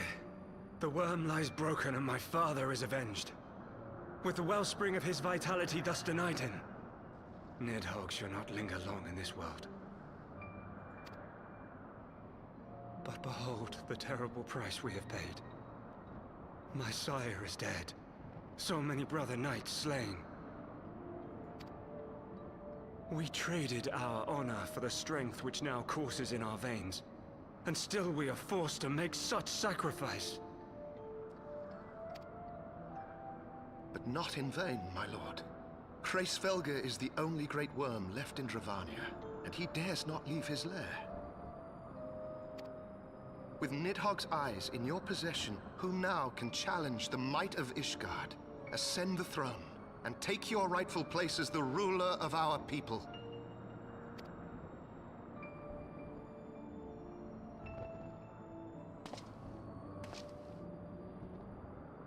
Nay, my friend. I must forsake the mantle of king. Though Nidhogg be defeated, His wormling horde yet darkens the skies with wings beyond counting. As one who partook of Ratatoska's strength, it shall be my penance to bear a knight's arms until death grants me leave to retire. When that day comes, no prince shall perish, but a hell's-bound hunter of dragons. But Lord Haldreth, what then shall become of the royal line? Think of your people, my lord. Without a king, who will the common man turn to in his hour of need? How will he find his way without your benevolent hand to guide him? Flavien de Fortin. Or Chiffon's voice actor voicing him. Nice touch. I thank you, Sir Flavien and Sir Silvertrill, for dispelling my remaining doubts. With men of such wisdom and compassion in service to the realm, displaying that Ishgard has no need of a king. But if you must bow to the demands of tradition, you need look no further than yourselves for one worthy to wear the crown.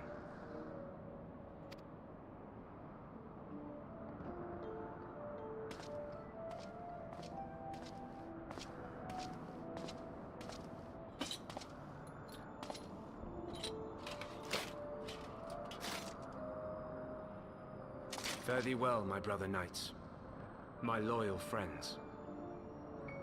On these shoulders shall I bear the weight of my father's sins. With this lance shall I repay the debt accrued through our misdeeds.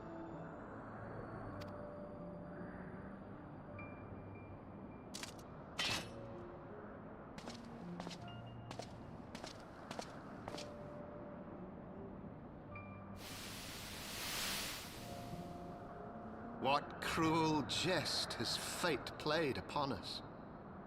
Have we seized this desperate victory only to lose a king? We can but act as our lord has bid. We few who remain must divide between us the rulership of Ishgard and her people.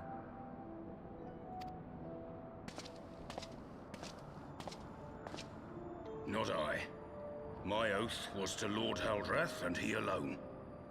If he is not to be king, then I would hang up my shield as well. Will you abandon us too, sir?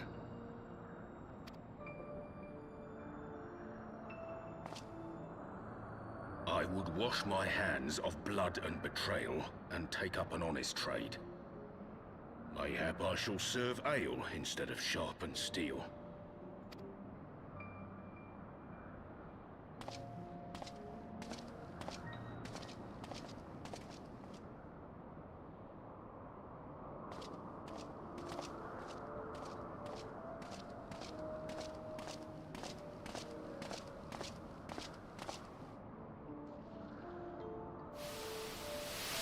We four, then.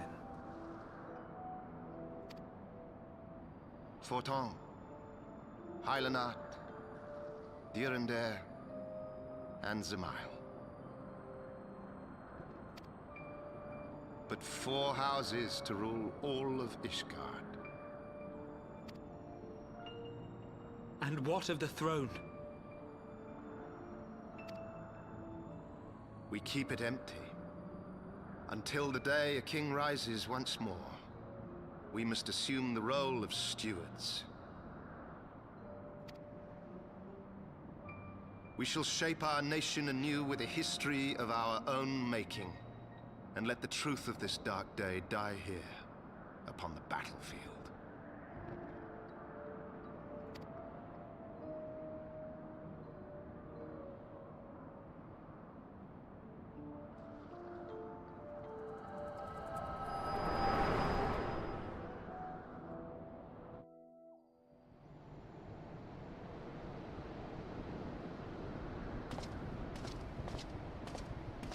What ails you, friend? Are you wounded?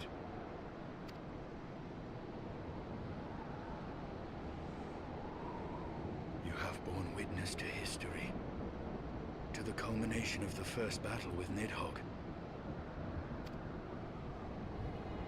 The The legend of Ishgard's founding tells that our ancestors were led to the land of Kurthus by the valiant King Thordan. In the midst of their journey, they came to a wide chasm, where they were set upon by a great worm, Nidhogg. A furious battle then ensued, with Thordan leading the van. Though the brave king was slain defending his people, his son, Haldrath, the first Azure Dragoon, fought on undaunted.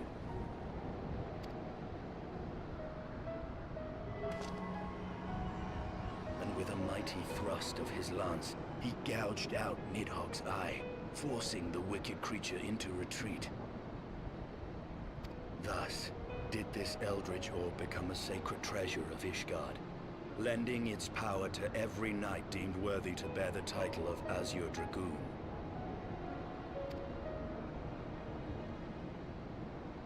A rousing tale, is it not? Would that I could still believe it.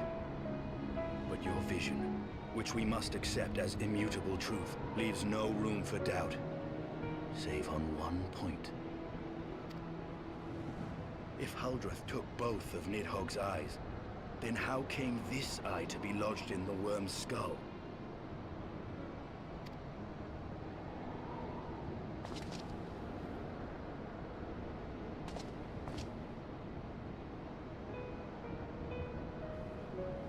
Beneath every answer we unearth, another question lies buried.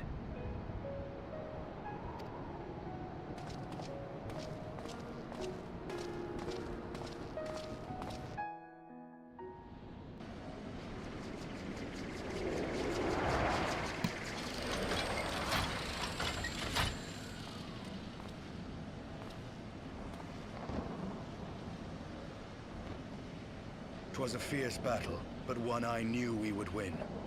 Your fame is well deserved, Warrior of Light. Full proud am I to have fought at your side. I would fain return with all swiftness to Ishgard to inform the Lord Commander of our triumph.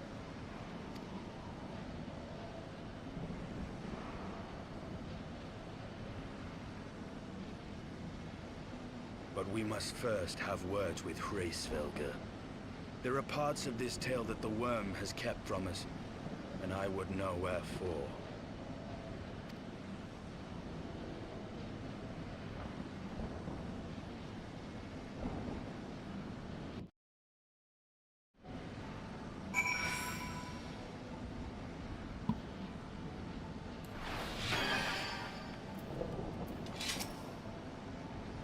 Though Nidhogg is fallen, my heart is yet heavy. And this stain of corruption pleases me not. When all has been put to rest, I must needs forge my armor anew.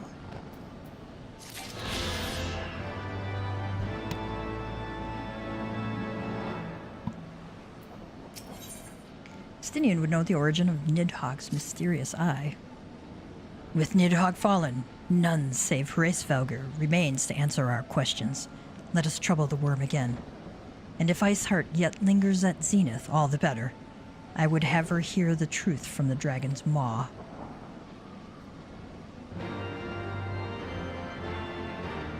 Alright, we've got a lot of the story done today, and I'm gonna leave that mystery for you all for later. And, you know, as always, if you are enjoying the content, like, subscribe, hit the button, all that jazz. I'm going to leave you with a cat joke. Let me get to that page.